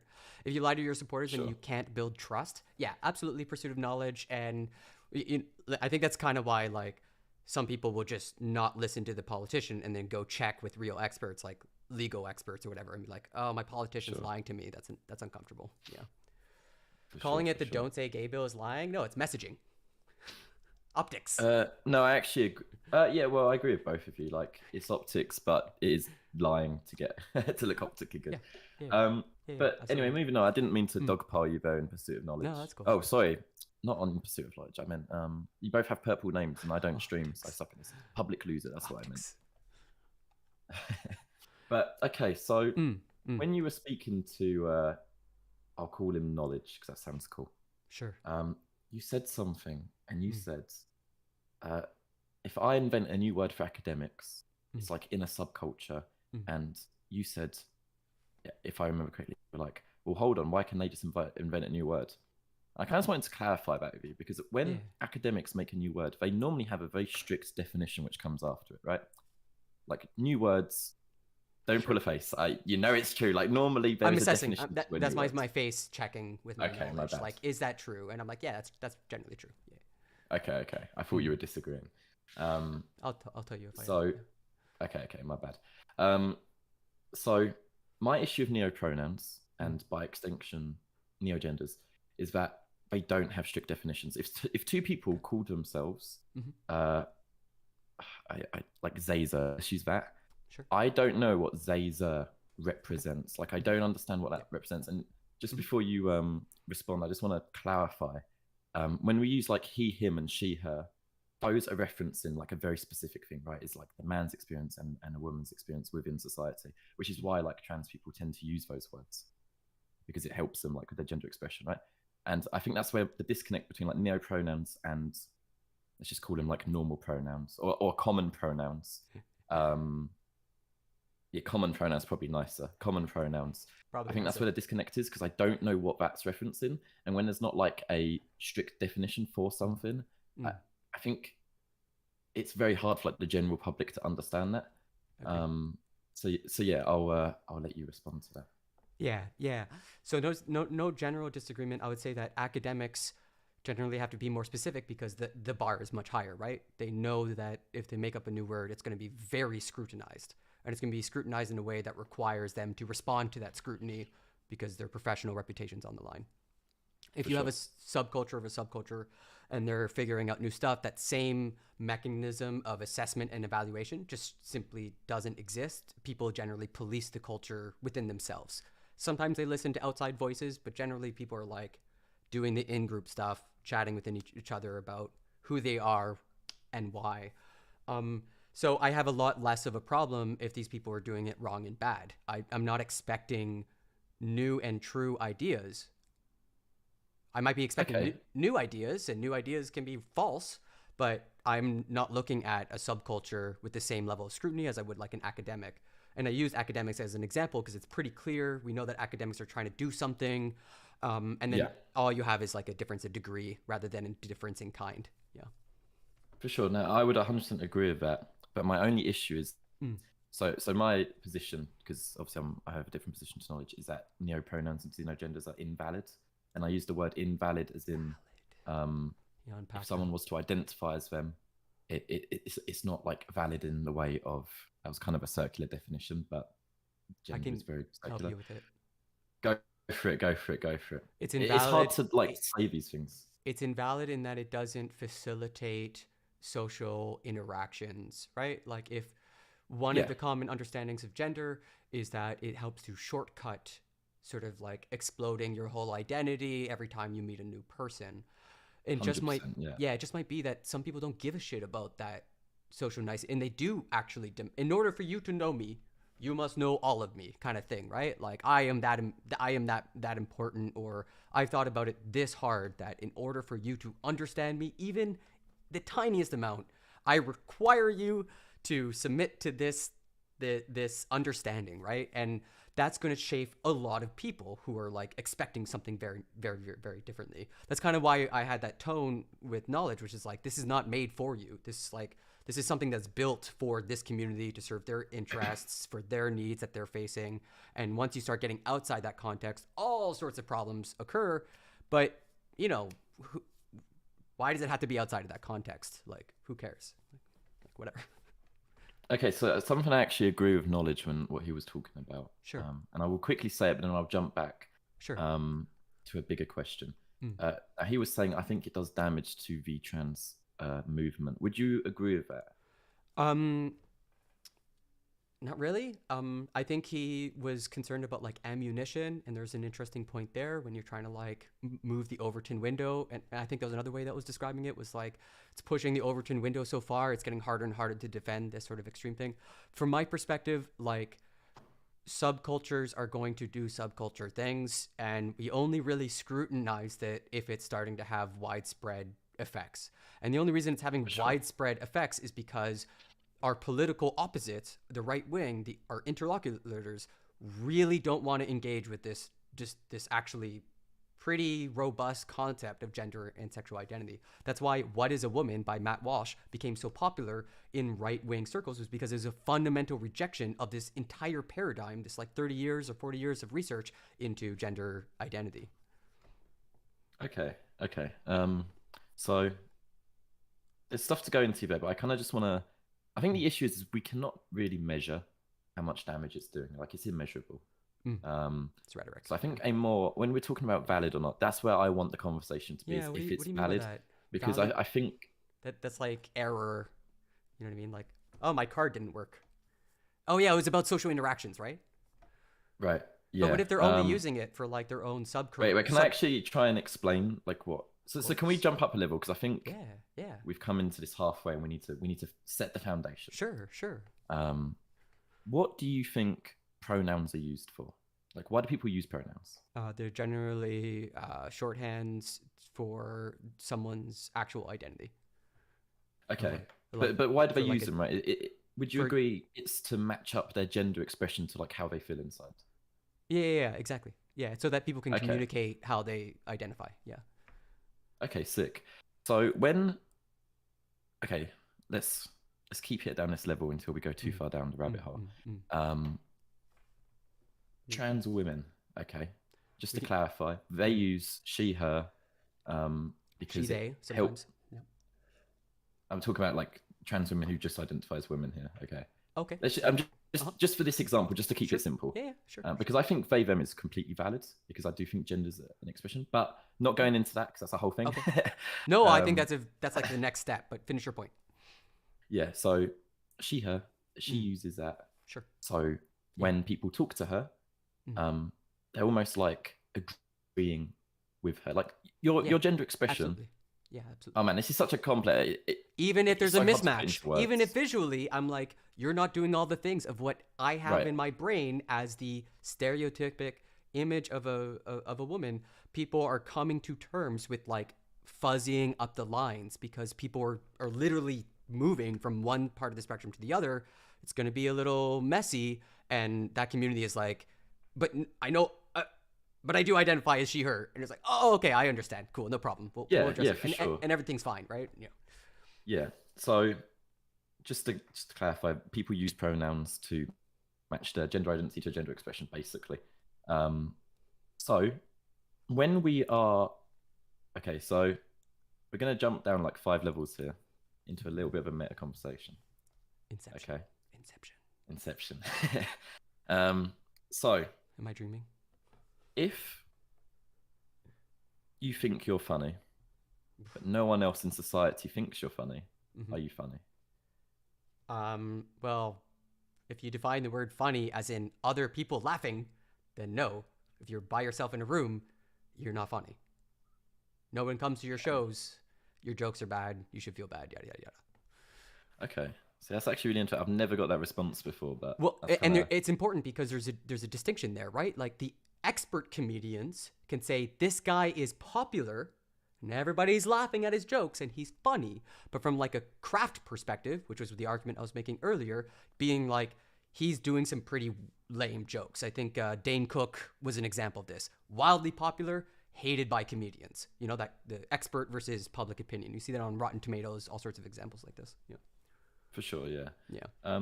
Okay, so we're gonna jump back up 5 levels because I've never got that response before, but I'm gonna note that down because I'm climbing the ladder. I'm climbing pretty 5 interesting 'cause steps. Yeah. So most people I've spoken to, including like people who are on your side, which is like I would say more of the self-identity side. Sure. I I mean, I studied like, gender identity in school, so I have like a pretty firm grasp of where this stuff comes from. Okay, sick. So most people online who I guess don't have that formal education, they Which would was say hard, by no, the like- way. Which was hard, by the way. I would like to point out that studying one of the hardest classes I ever took was Intro to Sexual Diversities. Extremely difficult literature. Extremely interesting. for but- sure. Whoa. Sorry. Yeah, I mean, I think I'm a bit of a Vosh fan on this. I think that like philosophy and what's philosophy of like society? It's escaped me. I don't watch enough Vosh. Whoosh. Oh, okay. I barely watch him. I think it should be taught in schools. Okay, like I think it's important to understand why people do the things they do. But That's the anyway, conversation people are happening. Yeah. Parent choice. yeah. So anyway, so yeah, I completely understand why it's hard, right? Because you're trying to map. Yeah, am I lagging, by the way? Nope. I hear you clearly. Oh, okay, sick. My Discord is jumping right up and down, but as long as I'm not lagging, no problem. So normally people say no to that because you know, if no one thinks you're funny, then are you funny? Most people say no to that. Now your response was really interesting because it comes down to the definition of funny. But normally the question I ask after that is like, if you truly believe like you're a vampire, but no one else in society sees you as a vampire, are you one? But I guess then you would probably just say like, well, if the definition of you being a vampire is if everyone else sees it, right? Well, my response to that would be the grape dies on the vine. The new idea fails and disappears into obscurity. The only reason these ideas are being discussed is because they're succeeding within their communities. That's why they continue to be used. Okay. Neopronouns are trying to, like, if you say, I don't subscribe to male female as a strict binary ones and zeros, right? And you're Yeah. like, Death of Certainty, we're watching like a chatter come on stream. We're talking about neopronouns right now, and whether they're valid, which is defined as like facilitating social interactions. Right. So the person who's like really down in the weeds and they come up with this thing and nobody uses it, it dies on the vine, a new idea emerges. But if other people are using it and it's helping them express those little lines along the gender and it's working for them, they've accepted that gender is a spectrum. And so the next logical conclusion is like, well, where does gender end? Is it just about sexuality? And that might be the thing that they're really like grappling with. That's fascinating. That's just like new information, Sure. new rhetoric, right? And people And I outside think that's of where that, I am at the moment. I'm going to be honest. I've Sure. accepted that gender isn't binary. I used to be, to clarify here, I used to be like a very big like Ben Shapiro, Jordan Peterson. I even went into Alex Jones for a little bit, like 5 or so years ago. So True I used to be knowledge. like, arguably alt-right. Now I'm like probably centre-left. I don't think you like him, but I have like Destiny a lot to thank for that. Okay. He Yeah, definitely he brought did a me lot of over. good job of like moving people over. He's a really good rhetorician. Knowledge Yeah. has an interesting point, which is like, because it's a sub of a sub of a subgroup, it is dying on the vine. And I'd be like, unless actually my next question. libs of TikTok explodes it in popularity, and now it's a bunch of people are being exposed to this idea, and now all of a sudden it's gonna be popular. Dr. Right. Peterson, stop what is it, signal boosting. Sorry. Yeah. Such a No worries. That was actually my next question is, do you think it will ever break the mainstream? What's Or break it? into mainstream? What's it in that sentence? like neopronouns and No, never. xenogenders. No, never. I Okay, think you don't. No, I think the Okay. reason why they them was adopted was because we have in our language the architecture for it. I think neopronouns will always remain a niche thing because it's chasing after like this sentiment of a social interaction that is very nuanced and very specific, and it's very much about like I see you as how you are. But most of general society does not give a single shit about that, even though we live in an individualistic society. Capitalism still reigns supreme, and a lot of interactions are like transactional, and that's why there's so much talk about pronouns, is because like so many people believe in the transactional nature of relationships, and now all of a sudden this transaction's gotten very complicated. I'm not having a good time. This is very inefficient. It's like, yeah, it is inefficient, but it's different values are talking, so Do you think that's the genuine question here? I don't really want to super get into it. It's more just like I'm curious for your point of view. touch and go. Do you think like the failure of neopronouns can be like applied to capitalism, or was that more just like a Applied? passing comment? How do you mean? Like what you just said there.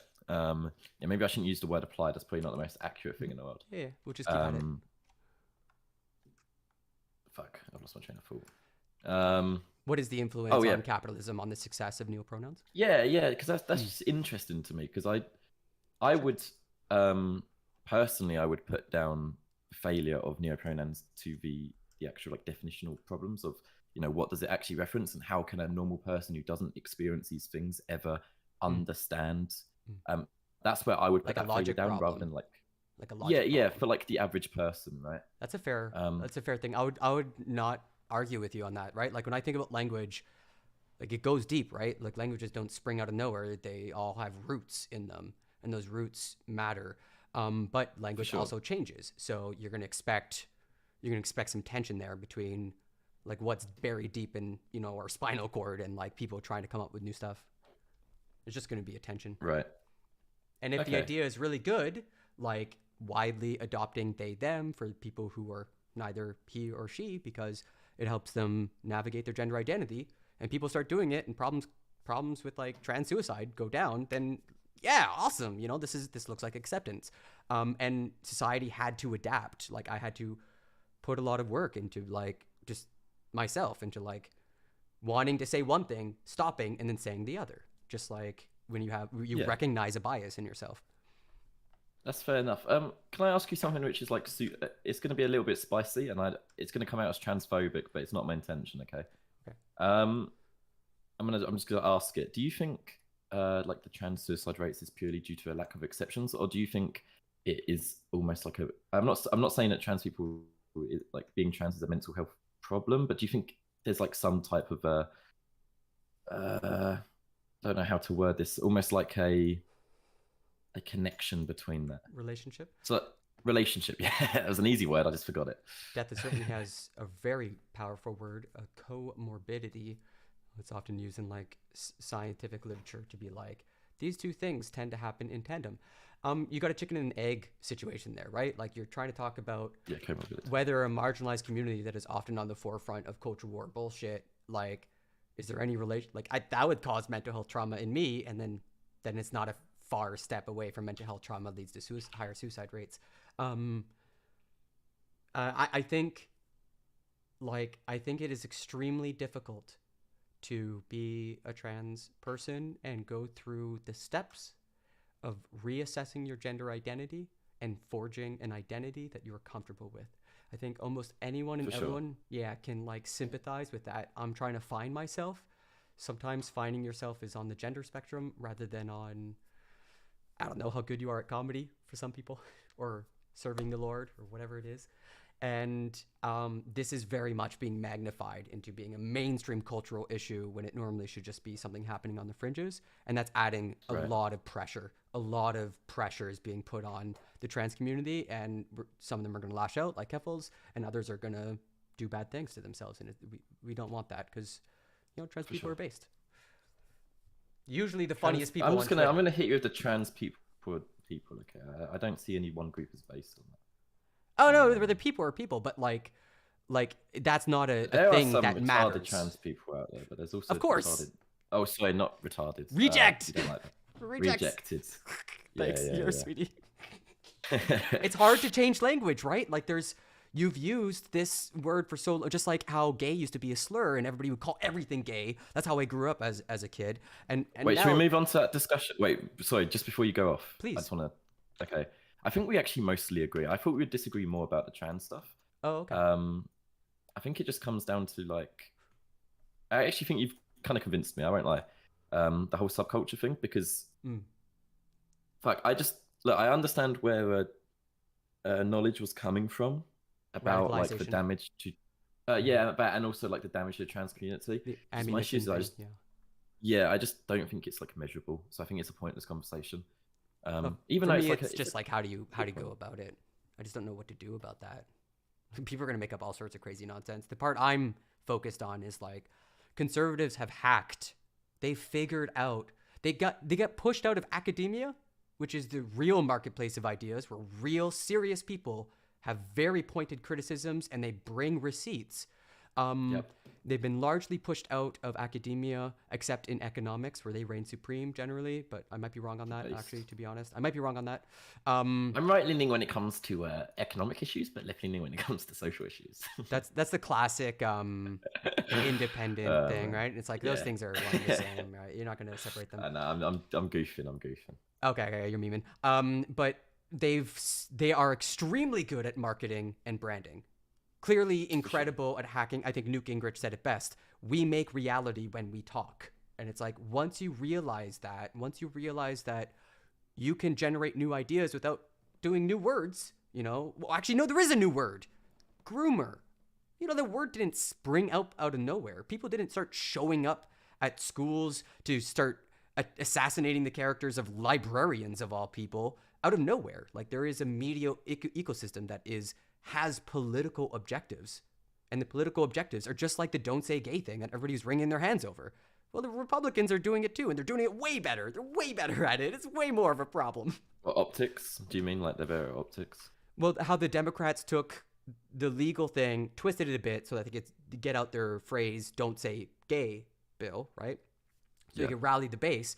That's almost one-to-one identical to Tucker Carlson calling a librarian a groomer, inventing a new word, getting it to be adopted widely so that Republicans can now communicate about who the enemy is. Like, that's kind of where I'm coming from. Like, Republicans are out for blood, and they showed it by murdering people on January 6th. Like, they actually did the thing. It was a bloody coup. It wasn't a bloodless coup. Do you think, genuine question. Hey, we're going to go all over the place this conversation. I can just feel it. It's fun. Which is good. I'm glad you're not a cunt. in fuck in the Strong way word of here like in Canada. oh shit, of course. Sorry, in the UK it means nothing. I'm bad, not a bad faith actor. My bad. Right. No, I very much strongly believe in all the same lib shit that Knowledge was saying. You know, like Right. rhetoric is good. Knowledge, even though I have some limitations. Yeah, on that. it got kind of heated in there. That was all. Good. That was all. That means we're engaging. Yeah. For That's a sure. good thing. Okay, clarifying. Please. Let's go to the. Do you want me to say the R word or can I just say it? I would prefer if you didn't use the R slur. Yeah. Okay, can I say it once so people know what we're talking about, and then I'll say the R word. Is there a suitable alternative, like mentally disabled or mentally deficient or whatever? Or is it this person who has mental I'll choose the issues? R word. When we say the R word, we're not talking about the N word with a hard R. Just the R word is in. Like they have mental, like they're. They have an IQ of under 80 or whatever. Yeah, you have other words. Moron, idiot. But Fool. hear me out. Hear me out. Okay. So you gave the example of gay earlier, right? As a slur, you mean? Yes. And that was bad. That was bad because being gay isn't bad. Correct. I feel like being R word. I don't know how to say it otherwise. Okay. Yeah. I feel. I understand feel like what you're that saying. is bad. So why don't we use it as a slur? It's an immutable characteristic. These people didn't choose to have mental deficiencies. If I'm born with fetal alcohol syndrome because my mother was an alcoholic while I was in the womb, and I come out with a brain that's not good, what am I gonna do to fix that? My brain don't good. You know, it'd be a nothing. great read for you right now. Yeah. Have you ever heard Actually, I want to hear. Have you ever read the book Flowers for Algernon? Oh my No. God. I'm That gonna is read it. one of the most emotionally intense books because it's a book written from the perspective of someone who is, like Oh, it's the cover's like one of them psychology things. That's pretty cool. super classic book. But the reason it's a great read is because you're from the perspective of someone whose intelligence goes from like 50 IQ to 150 IQ. So the text actually changes as this person like goes through the procedure and they have a newfound awareness. And this is very much like Cri de Coeur, a story about like what is lost with intelligence, what might the perspective be if you don't have it or do have it. It's a fascinating book. It changes under your hands. That's why it's a good read. You're immediately Okay. drawn in and then like it changes in your hand. It's beautiful. It's like I'll like go read it again for pleasure reading when I'm done school. Yeah, I'll give it. I'll give it a little look. Yeah. I've got it up. I just added it to my little Amazon thing. So Yeah, I'll Christmas is read coming that. up. Just ask your mom or whatever or whoever would give you a gift. I'll buy it myself. Gift for yourself. but- No, go ahead. So my issue is that's all well and valid. Like obviously being retarded. Fuck. Sorry. It's okay. Sorry. It's okay. Being. What did you want me to use instead? Mentally deficient or mentally regressed. Yeah, let's use the that. common term. Mentally That's the common term. efficient. Okay.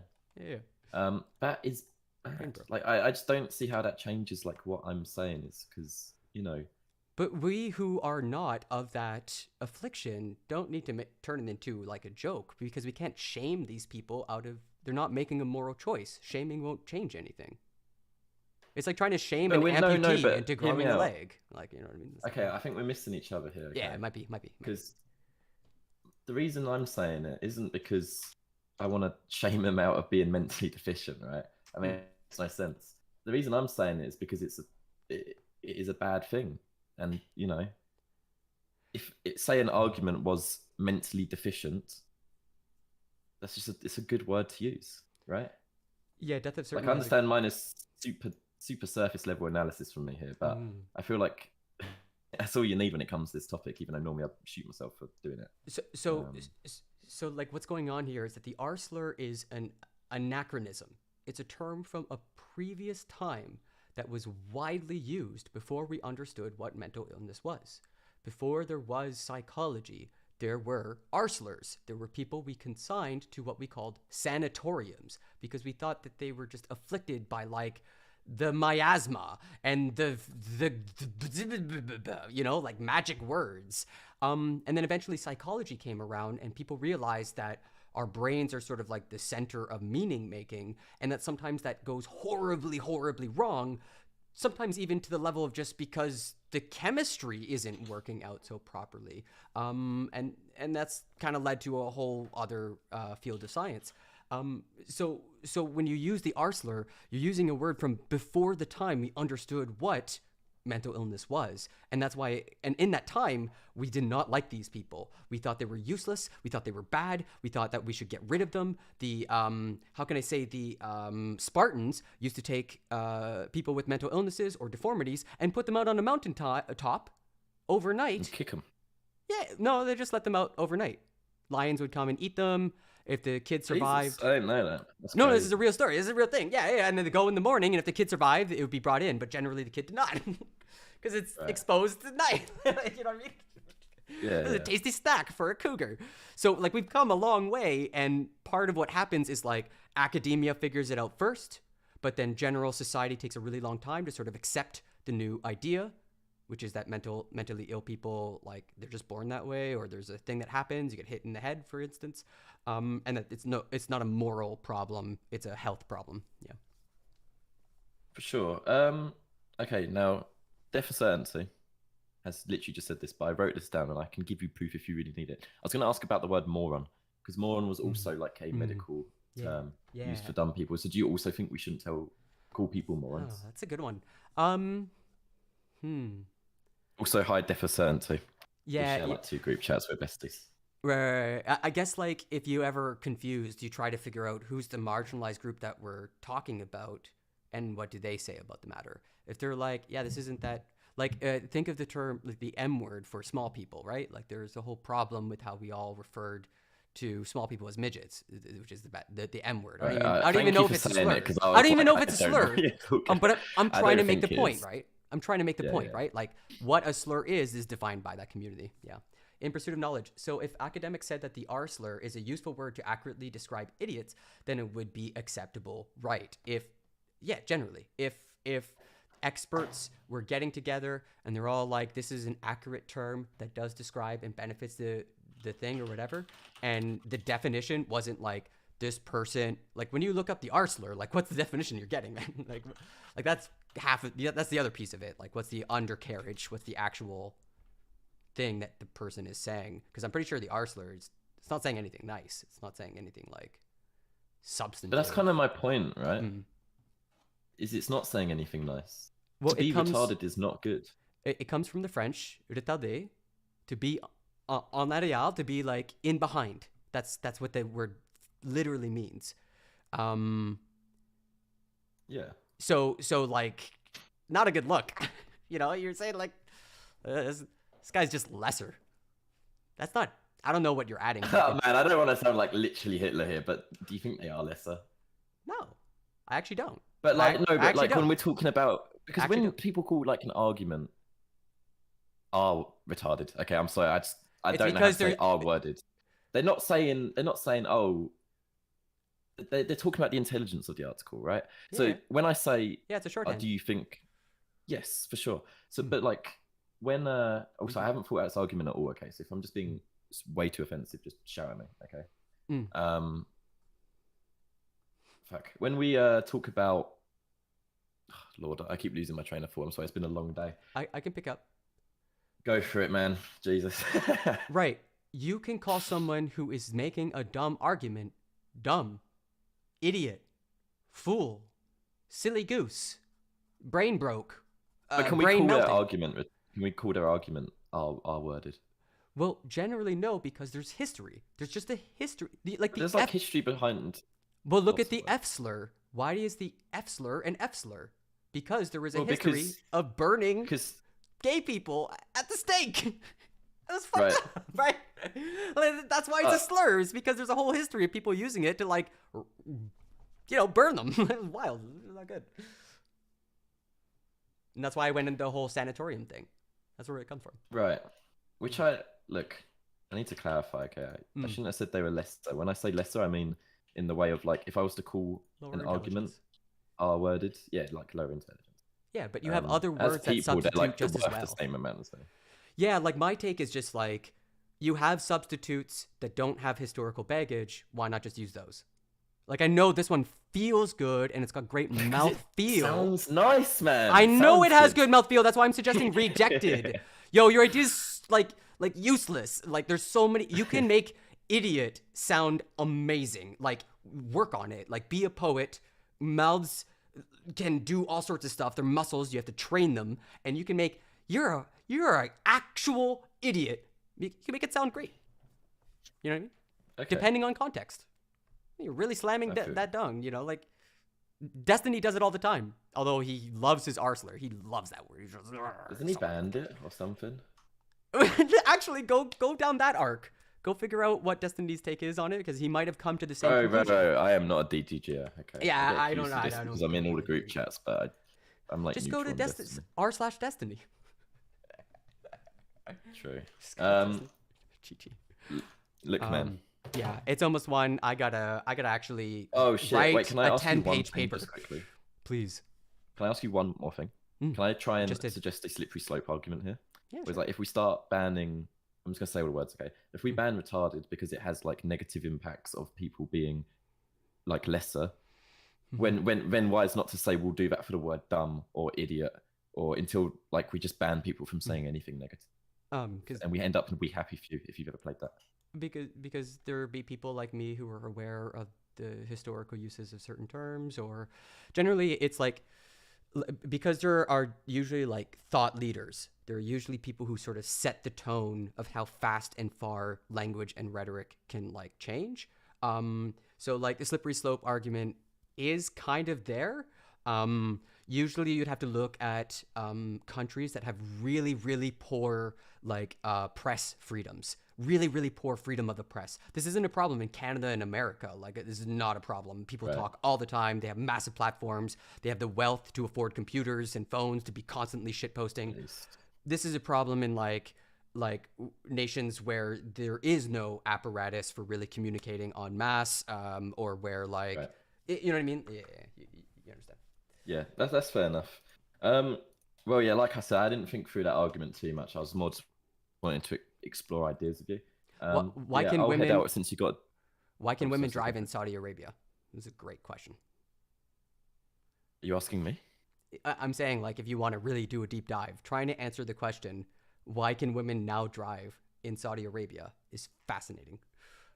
I don't know. I Comes actually down- don't know. I've never looked comes into down it. comes down to I'm like British. Okay, we don't care about political languages. infighting. It's like it comes down to like Oh, is it? yeah, real politics. Like it's MBS like Mr. Bonesaw like wanted to sort of usurp a lot of power by being the progressive politician. Yeah, it's wild. It's great, and that's that's like a place with very little press freedoms, and that's how things changed, was because the people who had power were able to dictate the conversation. And it's less of it's sort of true in America, where people like Tucker Carlson, who come from mouth, have massive platforms, and they're able to dictate the conversation. And that's why we're talking about like groomer stuff when it's not really a problem. For sure. I 100% agree. But yeah, that was a good conversation, man. Yeah, it was brilliant. Yeah, thanks for swinging by. I and- apologize if I came off as way too offensive when talking about religious people. I'm chill, man. I should have worded it better. Yeah, it's fine. It's fine. It just shows. But, yeah, it's chill, whatever, man. I'm not gonna gain Anyway, any man. points by jumping down your throat. Yeah. Yeah, of course. I mean, I'm a nobody, right? So, if anything, it would only be good True. content. I could bully a grey name. True. Exactly. Anyway, man, good luck with your paper, and yeah, Thanks, man. You have a good weekend. See you later. bye bye. Okay, I'm gonna switch on over. Yeah, we may want to do this every Saturday. That was a lot of fun. I like talking to people. You get to learn other perspectives and hear what makes people tick and think through certain topics. Wanted to say hi. Want to get you on my show at some point. Yeah, you've been on the grind. I'll see you around. I'm ending stream, but yeah, let's talk. I would love to be on your really good show. I think I'm somewhat entertaining. But yeah, thanks so much for coming through. This is the B-Word broadcast here every morning at 9. Do news, politics, debate, discussion, and sometimes some music and poetry, which is always fun. Vouch dude had good points. Oh, lovely. You're sweeties. I hope the thing that was takeaway that I did not violate, so that I always shut up whenever someone else was talking. I hopefully did not talk over too many people, or like I have my little outbursts, but I try to keep them short. Don't take that as my debate performance. Well, actually, I'm sorry, Barely Political. I have been grading you. F+. I'm joking. All right, that's it, everybody. I'll see you tomorrow morning. Au revoir. Thanks, Trudy Maid, one of my favorite supporters, who is always such a sweetie pie. Y'all have a lovely day. Is there anybody we should raid? Is there anybody? There's like a whole 7 of you. That's like, wowee. Is there anybody on Twitch who's a nice small streamer based that you would be entertained by? Let me just do a quick search. I would send you to Public Loser if he was on. Pixel Smixels online. Bad Empanadas online. Who are you feeling? We could send you to Pixel. Pixel's pretty based. Or Gremlo. Denims is online. Doing Shoe on Head stuff. You want to go listen to some Shoe on Head? Yeah, let's go. What's Gremlo doing? Mandatory fun merch at 5,000 follows. Oh, okay, all right. Carter's doing the Twitter drop, and is AIR art bad? What's the most exciting? All right, this raid is getting long in the tooth. Let's go with Carter. Let's see if he even accepts raids from little baby streamers like me. He does. We're all going to go say hi to Carter.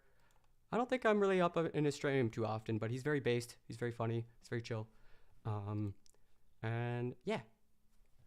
Bye! I'll see you later. Au revoir. À la prochaine. Salut. Bye.